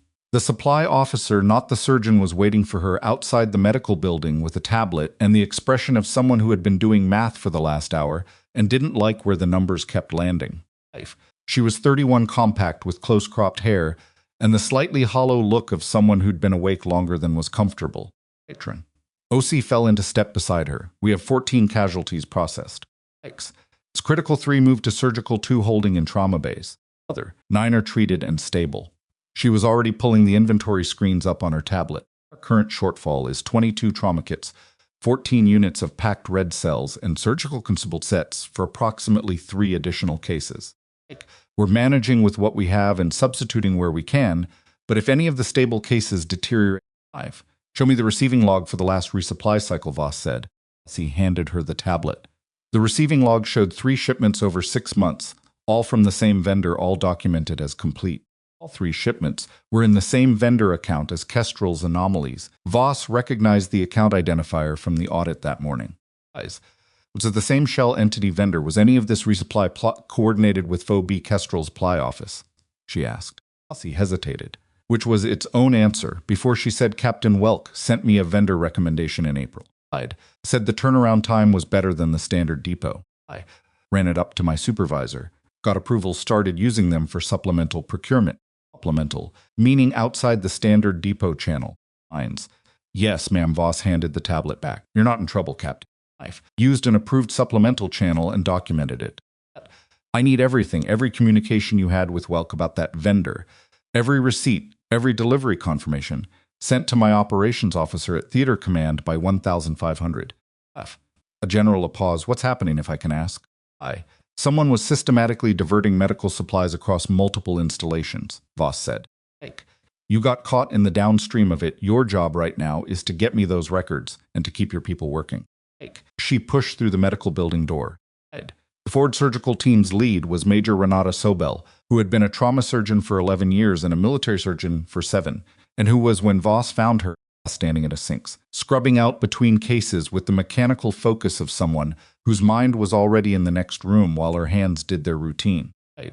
She was 40 medium height with dried blood on her left forearm that the scrub wasn't reaching and that she clearly hadn't noticed. Sobel said without turning around. She'd been told Voss was inbound. Walk me through. What you're working with, Voss said. Finished her scrub and turned, pulling a paper towel. 3 surgical cases ongoing. Abdominal penetrating trauma, 1 blast injury, extremity reconstruction, and a burn case we're stabilizing for transfer to the regional burn center. The critical casualties that are holding in the trauma bays. She paused. 2 of them I'm comfortable holding, 1 I'm not. He's a 22-year-old with a chest injury that we've managed conservatively because I don't have what I need to go in safely right now. If he stays stable for 6 hours, the resupply gets here and we're fine. If she didn't finish that sentence, what specifically do you need? Voss asked. Specifically surgical consumable set pixels, 2 units minimum, and a functional chest retractor, because mine cracked during the last case and the backup is at Kestrel. She looked at Voss with the direct evaluating gaze of a surgeon who'd stopped caring about rank differentials relative to the problem in front of her. The equipment I can probably source from Kestrel's lending pool. Products are the issue. Kestrel's blood product inventory, Voss said, has the same problem yours does. Hobble absorbed this regional depot 4 to 6 hours. 5. The surgeon looked at the wall for a moment, doing a calculation that had nothing to do with numbers. His name is Corporal Dayton Reese. He's from Biloxi. 5. He told me that while I was doing the initial assessment, which is either good sign or a very bad sign, depending on what his pressure does in the next hour. She looked back at Voss. I need to get back in there. Voss said. Sobel went. Voss spent the next 40 minutes in FOB Merritt's supply building with OC and a phone, working the problem from 3 directions simultaneously. She contacted the Regional BO's emergency resupply line and escalated the request to priority status, which pushed the timeline from 6 hours to 3. 5. She contacted the 2 nearest FOBs in the regional network that were not on the flagged vendor list and requested immediate lateral transfer of blood product inventory on Theater Command Authority, which produced promises of 1 unit from each within 90 minutes via helicopter. And she put in a personal call to the Regional Burn Center 60 kilometers east, which maintained a separate blood product inventory and was willing to release 2 units against a Theater Command request they'd be credited for in the next resupply cycle. Some of it was elegant. All of it was the kind of problem-solving that looked from the outside, like improvisation, but that was built on 20 years of knowing which calls to make, which names to use, and which favors were the kind that got returned fast when you asked. At 1,320, Merritt had 4 additional units of blood products inbound from 2 directions, a chest retractor set being loaded onto a vehicle at Kestrel's equipment pool, and a confirmed 3-hour resupply timeline from the regional depot. Corporal Dayton Reese went into surgery at 1,347. He came out at 1,529 with a chest that had been closed and a blood pressure that Sobel described when she found Voss in the hallway as acceptable. She said it with the specific exhaustion of someone for whom acceptable was the best word available and also enough. She had blood on her scrubs in places that hadn't been there before, and the hollow look behind her eyes had deepened into something that was going to need more than 1 night's sleep. To make it. Voss nodded. We were close, Sobel said. It wasn't an accusation. It was the plain statement of a fact that the surgeon needed to say to someone before she could set it down. No, Voss said. Sobel leaned against the wall for a moment, just a moment, and then pushed off it and went back down the hall. That Fitch's analysis arrived at 1,411 while Voss was still managing the resupply logistics, and she read it on her phone in the covered walkway with the step-down floor that she'd learned to watch for on her second pass-through. The analysis covered all 6 supply officers on the regional email chain. 4 of them showed procurement anomalies in categories 7 through 12, ranging from Kestrel's $240,000 at the high end to approximately $60,000 at the low end. Of the 6 showed no anomalies, all 4 with anomalies had used the same supplemental vendor account. All 4 had attended the March Regional Supply Conference. She had added a note at the bottom, vendor entity is registered to a holding company in a non-disclosure territory. The CD is already in contact with Theater Command legal or criminal referral. Liaison at Kestrel forwarded Welk documentation to CID at 1,330, appears to have triggered the broader referral. She put the phone away and stood in the walkway for a moment, looking at the step-down in the floor. The gap in the flooring was exactly the kind of thing that accumulated in a building that had grown in response to emergencies, a consequence of adding things quickly in the moment, because the need was immediate and the planning had to wait. It was a small thing, and everyone who worked there had learned to navigate it, and it was also the kind of thing that, if you let yourself look at it clearly, told you something about the conditions under which the work got done. She had been looking at things clearly for a long time. It was in her experience the part of the job that most people wanted to skip. Walked back inside. At 1,600, Voss's phone rang again. It was Dorado calling from Kestrel, General, he said. I have 2 things. First Rook's formal charges have been filed. Article 92, Article 107, and obstruction. He's been notified and has requested legal counsel, which is his right. The investigation timeline is standard good, she said. Second, Rourke submitted a supplemental statement this afternoon. Through his requested counsel, so it's protected, but his counsel conveyed the broad substance to us as a good faith disclosure. Dorado paused. He says he had a conversation with Welk 2 days before your arrival. He doesn't specify the content except to say that Welk told him there might be an inspection and that he should be his word conveyed through counsel vigilant about who he let through the gate. Walkway was quiet around her. Rock is saying Welk tipped him, she said. He's saying something close to that, General. He's not making a direct accusation that would require him to admit he acted on it, which creates its own problem for him. But the implication is there. She thought about the 741 timestamp and the woman with a field bag and a plain medical uniform and no visible escort. 5. She thought about Rourke's judgment at the gate, and whether that judgment had been entirely his own, or whether it had been pointed in a specific direction by someone who'd had reasons to want an announced theater. Command Inspector stopped at the wire. "Know who was coming?" she said. "We don't know yet, General. Classified arrival records are restricted."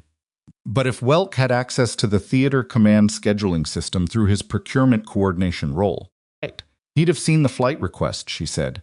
He wouldn't have seen the name, but he'd have seen the classification level and the destination.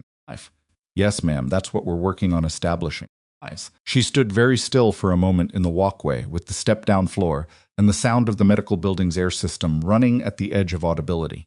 Buck had seen a classified flight inbound to Kestrel and had understood what it might mean a theater command inspection, a standard visit, and had made a call to the gate NCO. He'd cultivated enough of a relationship with to make that call. Then the morning at the gate was not only about Rourke's bad judgment and institutional shortcuts and the specific ugliness of a man who'd decided a woman in a medical uniform was a problem to be managed. 5. It was about something that had been set in motion before she'd arrived. Someone who'd had something to lose and had tried to use the gate as a first line of defense, without understanding that the person he was stopping was not the kind that stopped. "Captain Dorado," she said, "I want Welk's access logs for the theater command scheduling system for the 2 hours before my arrival. Everything he touched, everything he searched, every file he opened. I want it in writing, and I want it in the investigation file. Already requested, General. The system admin is pulling it now." She ended the call. The supplemental statement from Rourke, filtered through counsel, was legally complex. It raised the question of whether Rourke had acted in knowing coordination with Welk or had simply been primed and then exercised his own worst judgment on his own terms. And the distinction mattered for charging purposes in ways that Dorado would need to work through carefully. Rourke might be trying to shift culpability, or he might be telling something true. Or both of those things might be simultaneously accurate, in the way that they often were when human decisions were made in the space between what you were told and what you chose to do with it. She knew was this. Welk had been diverting medical supplies from forward operating bases in an active theater. 5 people had almost died because of it. One person had come very close. Welk had probably used a gate NCO's worst instincts as a tool to buy himself time without caring what it cost the woman he was using the tool against, or the institution he was using the tool within. And he'd done all of this from a supply office in a building that no one had looked at closely enough or recently enough to notice. She walked back to the borrowed desk, where her legal pad was sitting, and picked up her pen. She wrote Welk's name at the top of a fresh page and drew a line from it to 4 other names the other officers flagged in Fitch's analysis, and then she wrote a 5th name at the bottom of the page, separate with a question mark beside it. The name of whoever had set up the shell company, whoever had been on the receiving end of $240,000 from Kestrel alone, and proportionally more from the other 4 FOBs combined, whoever had organized a supply conference as cover, for building a network and then done a clean enough job of it to run for 6 months, before an analyst's routine review had flagged the pattern. That person was not in any report she'd seen yet. She underlined the question mark. In 1745, she was back at FOB Kestrel. The convoy had come in through the main gate. Staff Sergeant Fowler, who'd been running the gate since Rourke's relief, had processed them with the efficiency and procedural correctness of someone who understood that the gate had been under intense scrutiny for 36 hours and intended to give it absolutely nothing else to be scrutinized for. The difference in how the gate felt under Fowler was something Voss noted without commenting on it, was the difference between a function and a performance, and Fowler was running a function. Stokes was in the operations center with his section chiefs when she arrived, and the self-assessment she'd requested was laid out on the table, not a prepared presentation, which was what she'd said she didn't want, but a collection of handwritten notes and printed sheets that had the specific texture of documents produced quickly and honestly. She spent 40 minutes going through it, asking questions where the answers raised more questions, and at the end she had a picture of FOB Kestrel that was more complete than the one she'd arrived with, and considerably more complicated. There were 2 other procurement irregularities below the Welk level, smaller in different categories, unrelated to the supply network, but consistent with a command environment where oversight had been exercised lightly. There was a personnel matter in the motor pool that had been handled informally when it should have gone through channels. There was a gate SOP that hadn't been formally reviewed in 18 months, which was 6 months longer than the review cycle required. None of it was catastrophic in isolation. Together it was the picture of an installation that had drifted. Stokes knew it. She could see from the way he sat through the session that he'd been adding these things up since the morning, and arriving at a number he was going to have to live with. When the section chiefs had gone, he looked at her across the table. How bad is it going to be? She considered the question. Kestrel. Manageable if you manage it. The formal investigation findings will be what they are. I can't change that and wouldn't if I could. The self-assessment helps, it tells me. You understand what happened here, and understanding it is the first requirement for fixing it. And my record. She looked at him directly. I'm going to be honest with you because you've been straight with me today. Eckerd takes a hit. How much of a hit depends on what you do in the next 6 months. I've seen commanders come back from worse than this, and I've seen them not come back from less. The difference was usually whether they spent their energy managing appearances or managing the actual problem. Stokes was quiet for a moment. That's fair, it's what I have. She gathered her material. She was 2 steps from the door when Stokes said, General, for what it's worth, what Rourke did was wrong. And I should have had better visibility on my gate. Long before yesterday morning, he looked at the table. Both of those things are true at the same time. Yes, she said. IR. She walked out. Sir. Found her at 1900 in the covered walkway outside the command building, where she'd stopped to read Fitch's second analysis of the day, the one covering the scheduling system access logs that the theater command system admin had pulled. She'd been reading for 6 minutes when she heard his boots on the concrete. Murray Sergeant, she said without looking up, General. He stopped at a respectful distance. Didn't mean to interrupt, you're not. She finished the page and looked up. How long were you at Kestrel before yesterday? 4 months, General. Eyes on. Post winding down before terminal leave. She looked at him for a moment in the evening light. He looked older than he'd seemed at the gate. Not worse, just more accurately aged the way people did in certain kinds of light. You've seen this installation for 4 months. What's your read on it? He considered that he was the kind of person who considered questions before answering them, which she'd observed at the gate and appreciated more now. Not rot, the people here are mostly solid. The processes got thin in places because nobody pushed back on the thinning. He paused. Was the most visible version of it, but he wasn't the only version.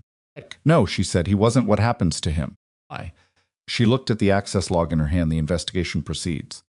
The charges are real and the evidence is substantial. What happens? At the end of the investigation is what's supposed to happen.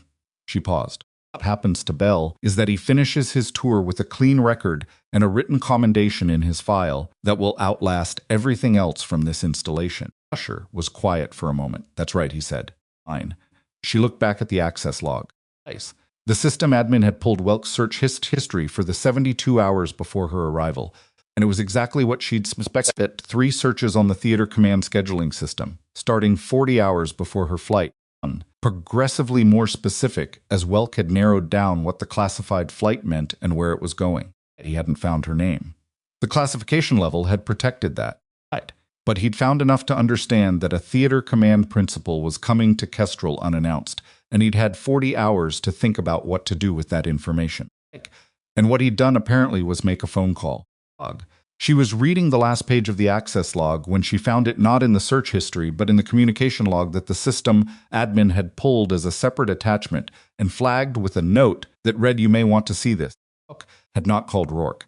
The call he'd made from his workstation, 41 hours before her arrival, had gone to a number outside FOB Kestrel. A number that the system admin had traced to a civilian phone registered in a non-military address in a city 400 kilometers from the installation.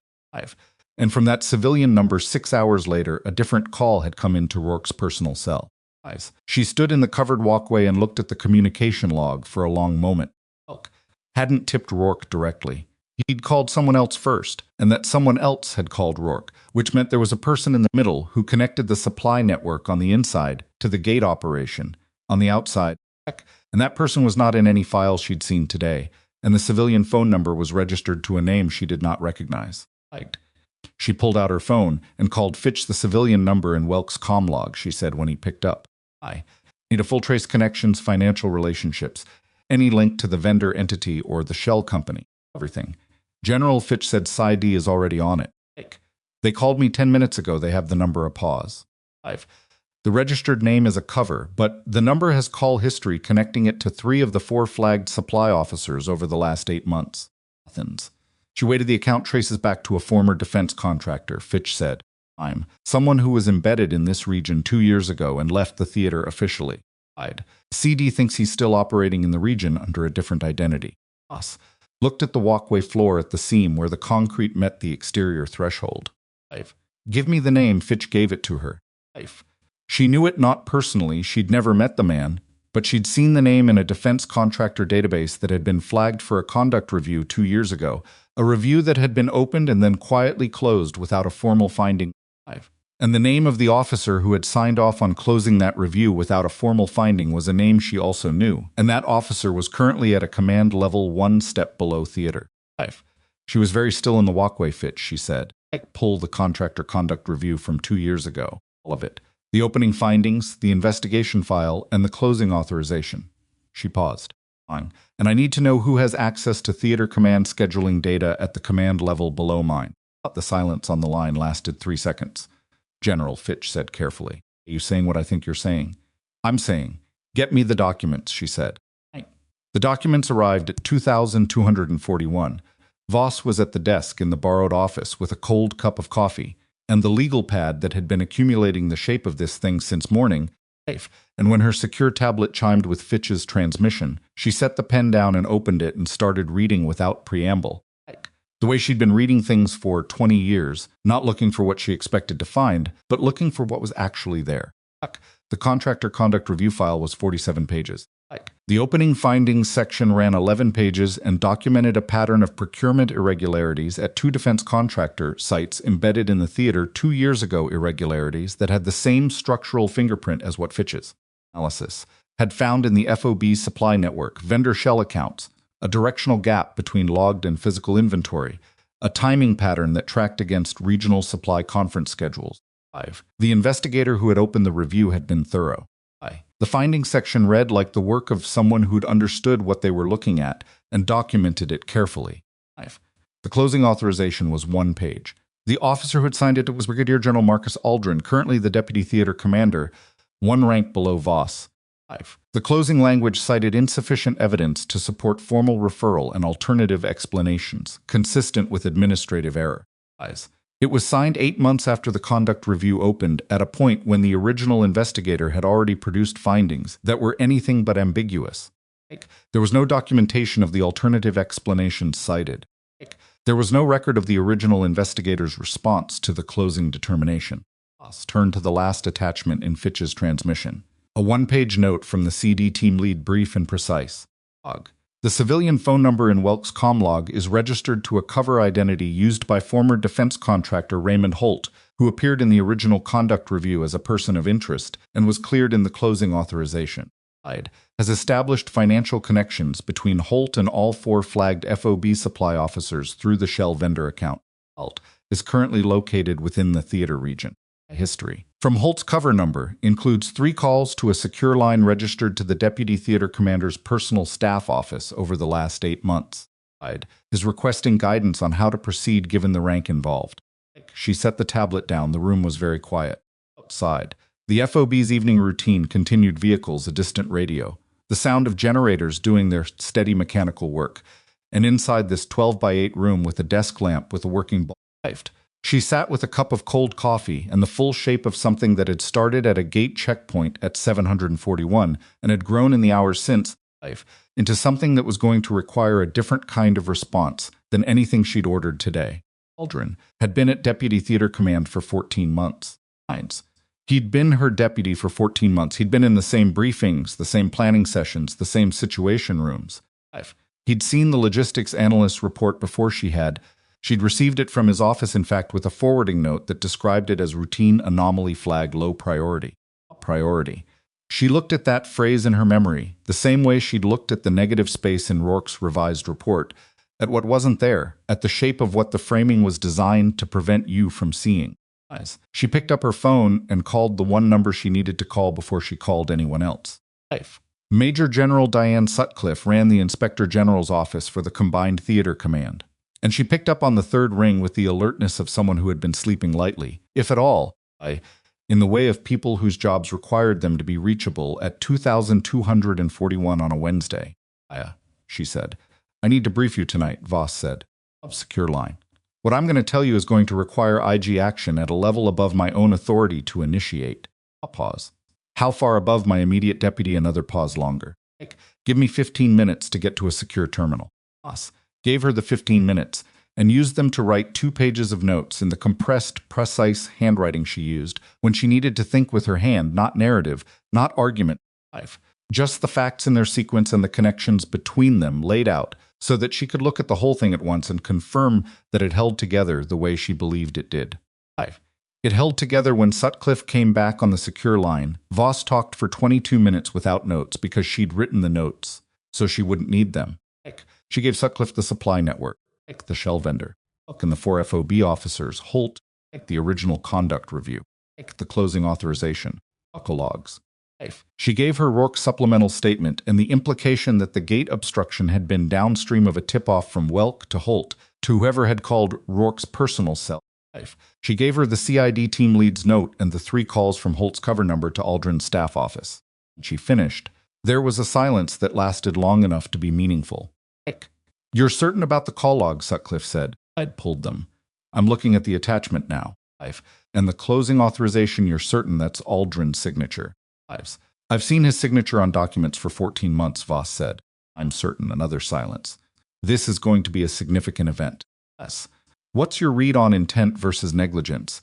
Because closing a conduct review badly isn't the same as logs.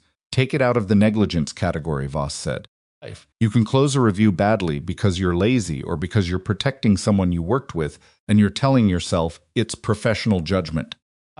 So calls to his staff office from the man the review cleared are a different kind of fact. Sutcliffe was quiet for a moment. I'm going to need to bring in the theater IG team tonight. Fine. And I'm going to need you to stay at Kestrel until I can get a team there. I wasn't planning to leave, Voss said Adara. Sutcliffe's voice shifted slightly.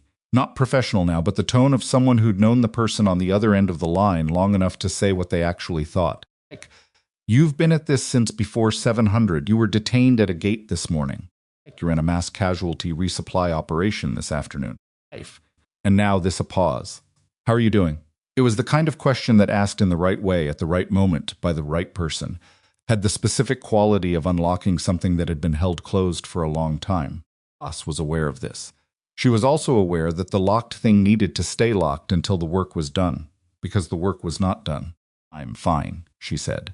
Sutcliffe accepted this with the particular graciousness of someone who knew it wasn't entirely true, and also knew that pointing that out would accomplish nothing useful. I'll have the IG team at Kestrel by 600, she said. Keep everything you have secured already done. Adara, you did good work today, a lot of it. Voss looked at the legal pad on the desk, the names and dates and question marks and underlined connections that represented the last 15 hours of a day that had started in a chain link enclosure. Get me the team, she said, and ended the call.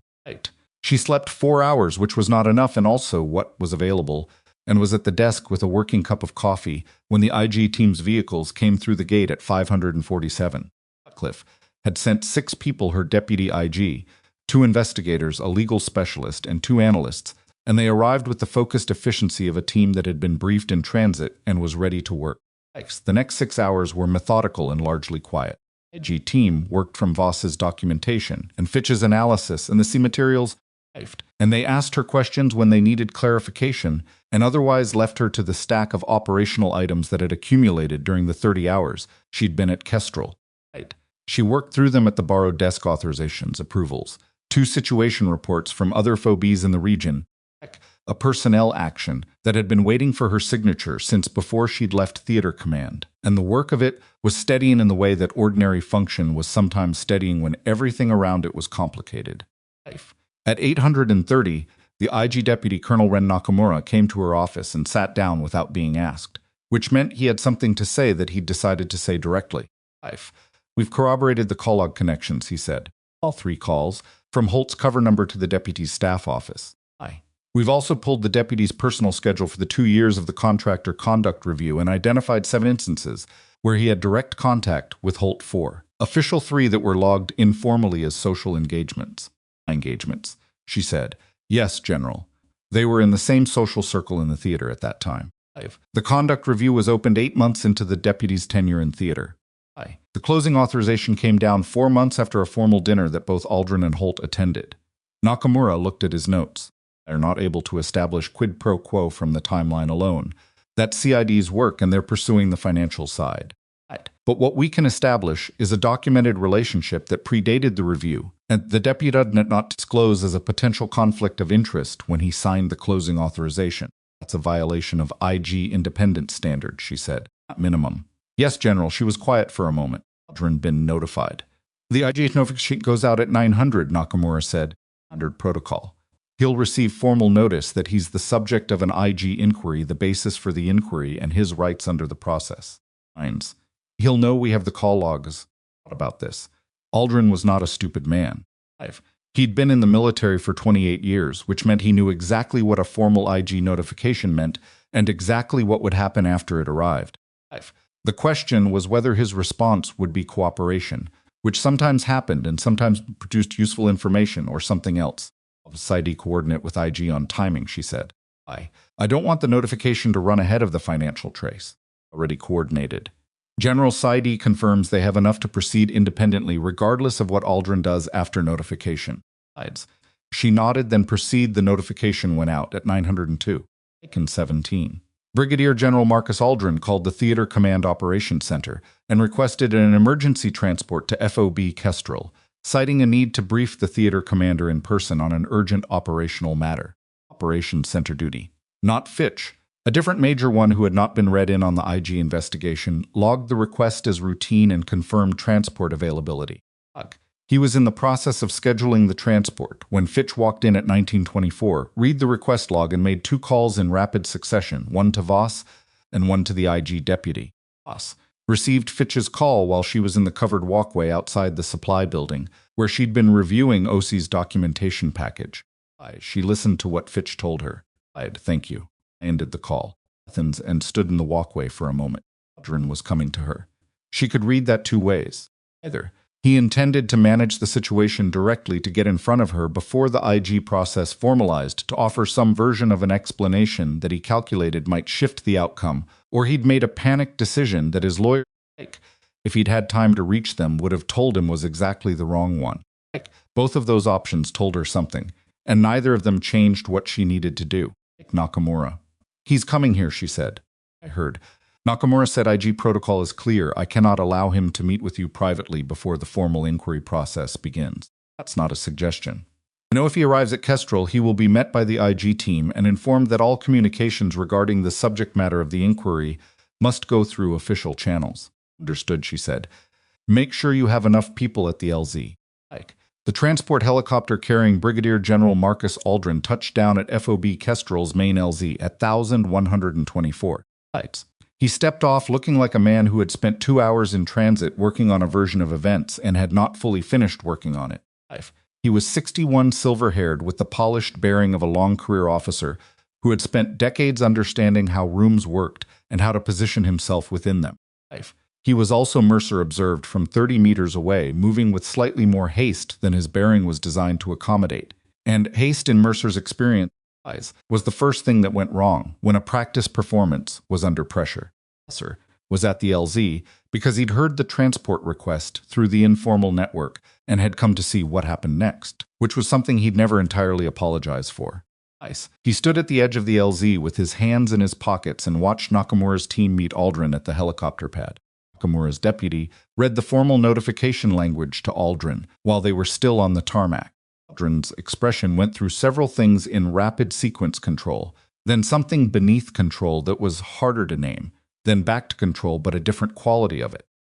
He said something to Nakamura that Mercer couldn't hear. Nakamura said something back. Aldrin said something else.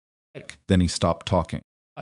That was the moment Mercer had been watching. For the moment when a person understood that the conversation they'd prepared was not the conversation that was happening, and that there was no version of what they'd planned that still applied. Aldrin stood on the tarmac with the IG team around him, and the helicopter's blades winding down behind him. And he did what powerful people sometimes did, when the structure they'd operated within for a long time was no longer operating in their favor. He became very still. It was not the stillness of someone in control. It was the stillness of someone calculating very fast that every available move was worse than not moving and landing in the worst possible position, the position of a person who finally understood on a tarmac at a forward operating base, just flown to in a panic, that there was nothing left to manage. Sir turned and walked back toward the operations building because the rest of it was not his to watch. The formal process moved with the specific pace of institutions that had been designed correctly to resist both speed and external pressure. Aldrin's formal interview with the IG team happened over 2 days. The CD financial investigation ran parallel and independent, tracing the Shell vendor account through layers of financial architecture that Holt had built to be difficult to unwrap, and that turned out to be less difficult than he'd designed, because the people unwrapping it were patient and methodical and had started from both ends simultaneously.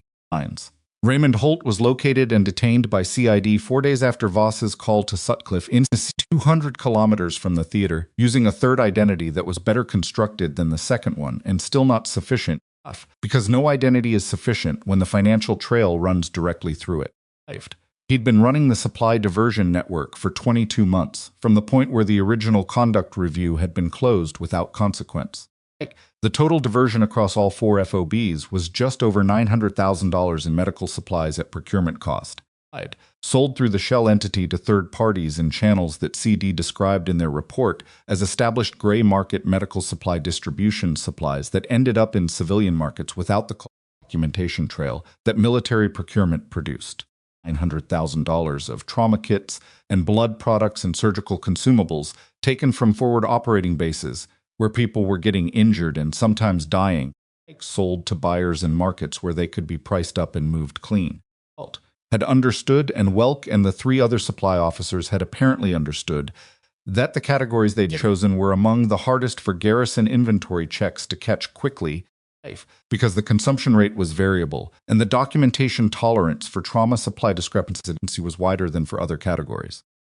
They'd been right about that, and they'd run the scheme for 22 months inside that tolerance. The analyst at Theater Command Logistics who had flagged the anomaly was a 26-year-old named Specialist Dara Okonkwo, who had been running a routine 6-month supply review as part of her normal assignment and had noticed a directional pattern in the gap between 3 FOBs logged and physical inventories that was too consistent across too many variables to be organic. She'd written it up as a low-priority flag, because the amounts individually were below the threshold that automatically triggered escalation, and had sent it up the chain. Aldrin's office had received it and reclassified it as low priority in the distribution note before forwarding it to Voss. Okonkwo did not know when she wrote up the flag that she was looking at a network. She thought she might be looking at an administrative pattern, or might be looking at something more, and she documented what she saw, because that was her job. And she'd done her job because it was the right thing to do, and because she had the specific professional instinct of someone who trusted the data over the interpretation of people above her pay grade. She was Voss thought the version of Bell that existed in the supply chain. 3 weeks after the morning at the gate, the formal actions resolved in sequence. Sergeant First Class Dale Rourke was reduced in grade and formally separated from service. The Article 107 charged the false report carried the heaviest formal consequence, and it was the one that closed the question of his military career with the specific finality of a document that said, language, designed to mean exactly this and nothing else, that he had committed an act of dishonesty in his official capacity, and that the trust required to hold his position had been broken by his own hand. He was not charged with coordination with Welk, his counsel's disclosure, and the CD investigation's findings established that the call to his personal cell had come without his knowledge of its source, and that he had acted on it through his own worst instincts, rather than in knowing cooperation with a criminal scheme.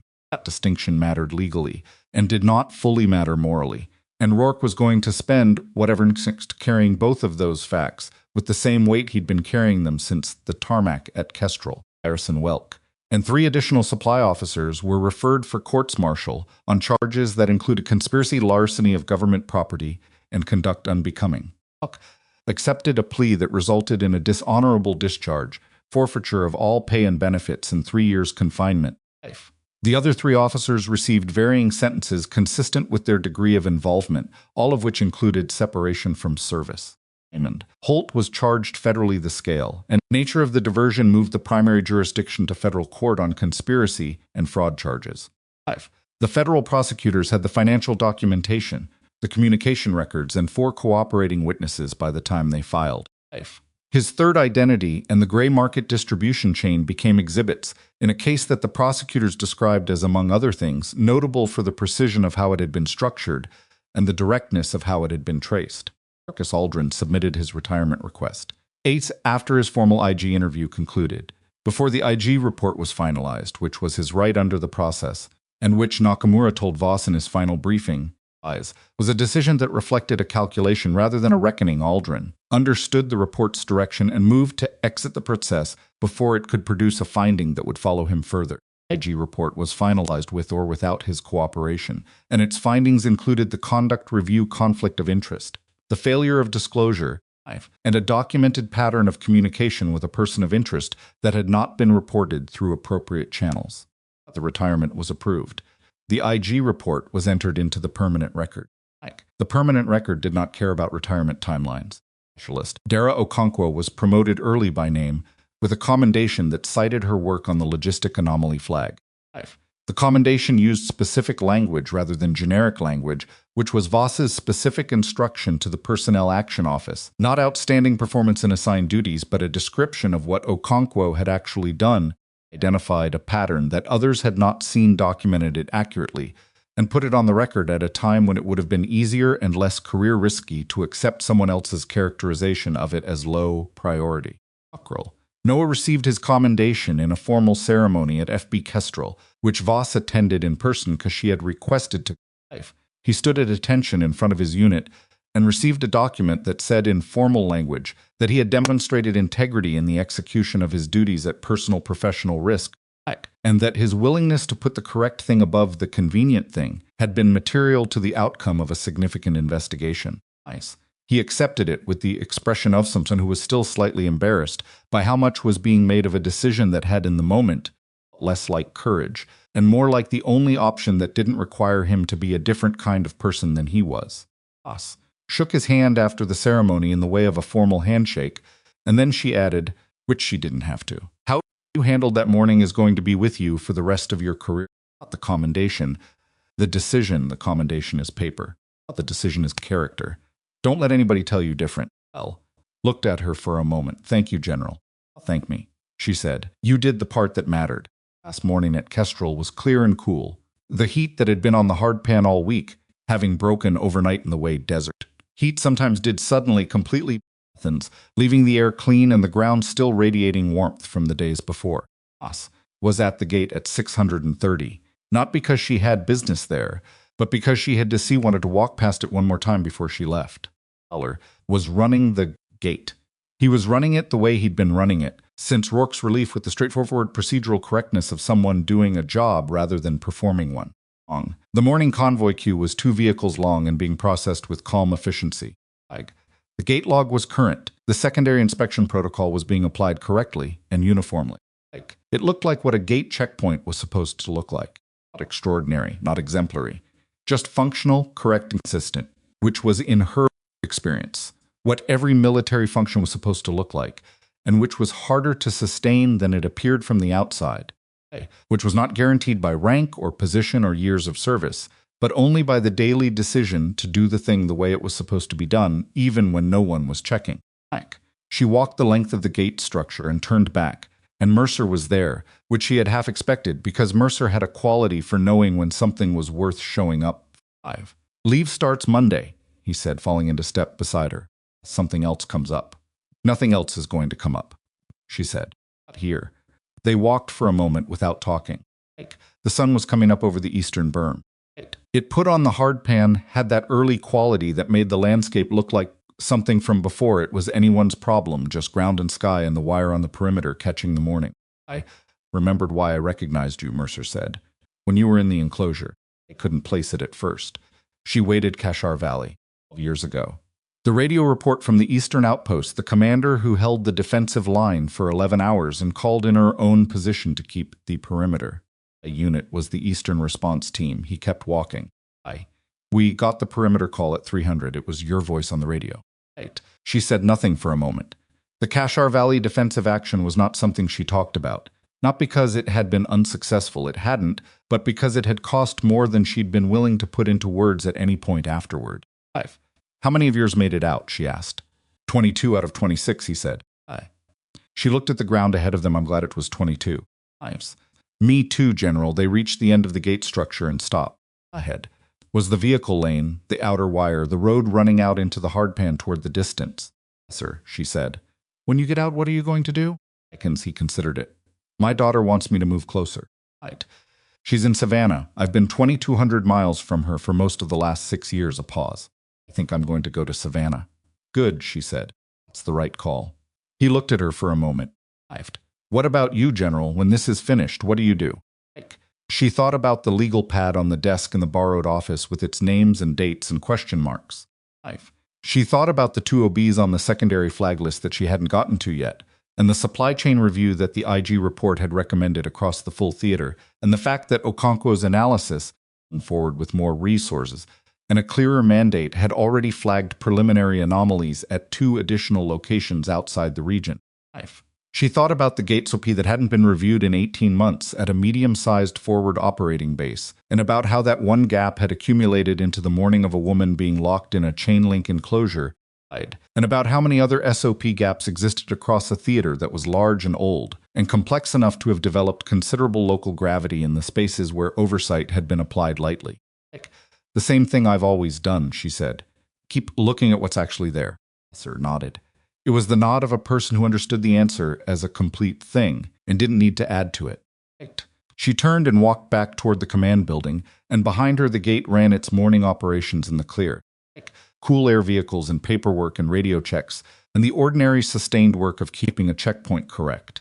And she didn't look back at it, because it was running the way it was supposed to run. And that was the whole point, and she'd already seen what she came to see. The transport out of Kestrel was at 800 and it left on time. She sat in the back of the aircraft with her field bag between her feet and her legal pad open on her knee.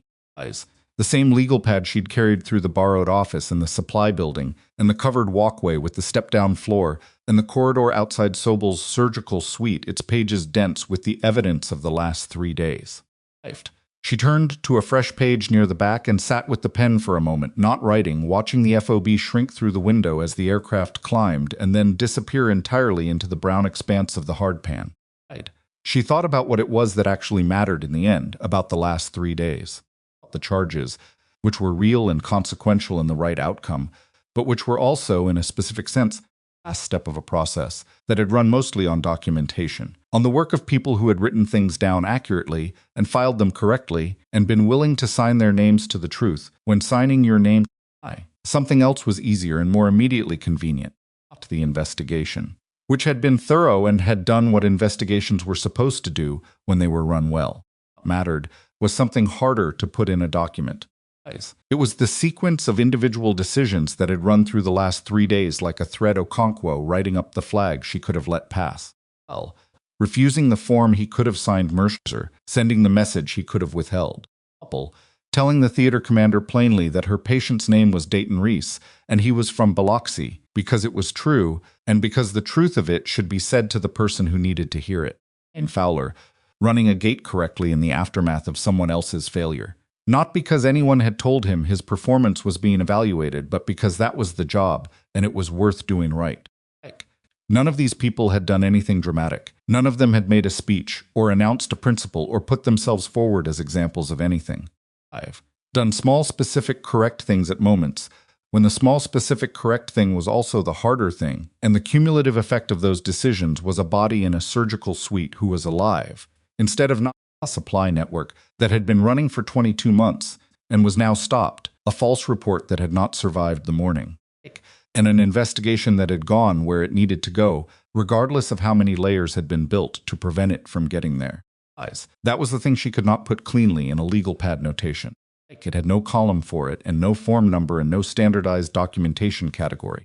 It was just people deciding in the specific moments when it counted who they were going to be. She'd been deciding that since Kashar Valley. She'd been deciding it since before that, Since the first time someone had looked at her in a room and made a judgment based on what she looked like and what she was carrying, and she had had to figure out what to do with that judgment, whether to push back against it in a way that cost more than the moment was worth or to absorb it and keep working. To just stand very still and let the person making the judgment build the case against themselves while she documented it.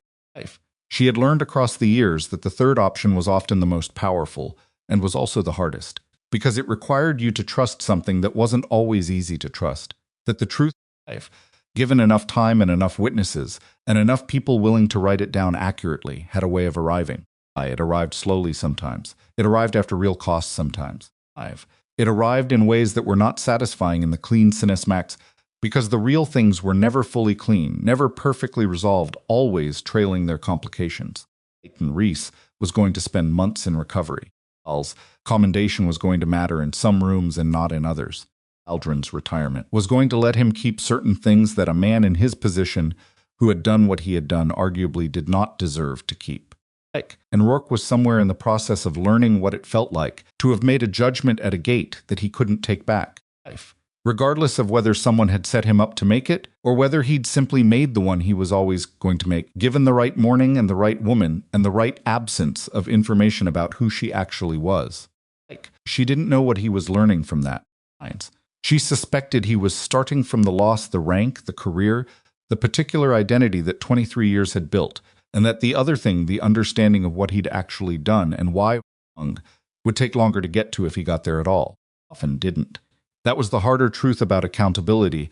The formal kind, the charges and the documentation and the grade reduction was easier to impose and easier to track than the internal kind, which was the only kind that actually changed what a person did next. And she couldn't give him the internal kind. Nobody could. That was his to do or not do, on his own time in the space, after the formal process had finished with him. She turned to the last blank page of the legal pad and wrote one line at the top, not a notation and not a plan, just the thing she was thinking. The gate runs right now because someone decided it would. She looked at it for a moment. Then she closed the pad and put the pen away and sat with her field bag between her feet and the hardpan falling away below the aircraft as it climbed into the theater's early sky, enormous and empty and full, in the way of very large spaces, with the impression of everything that was happening beneath it, at distances too great to see from here. She had 4 other phobies to visit before the end of the quarter. She had a theater supply chain review to design and staff and execute. She had 2 junior analysts at Theater Command who had the same instinct Okonkwo had, the instinct for pattern, for the thing that didn't fit, not the small discrepancy that became a large truth. If you followed it far enough, and she had been meaning to get them into roles where that instinct had room to work and resources to work with. And she hadn't done it yet, because there was always something more immediate. And the lesson of the last 3 days was, among other things, that the immediate thing and the important thing were not always the same thing. And that you had to be careful not to let the first crowd out the second until the second had become a crisis. She pulled the legal pad back out and opened it to the fresh page and started writing a list, names, positions, outline of a structural change to the logistics oversight function that would give analysts like Okonkwo a direct reporting line to Theater Command rather than a chain that ran through the offices of deputies who might have lots of reasons to reclassify certain findings as low priority.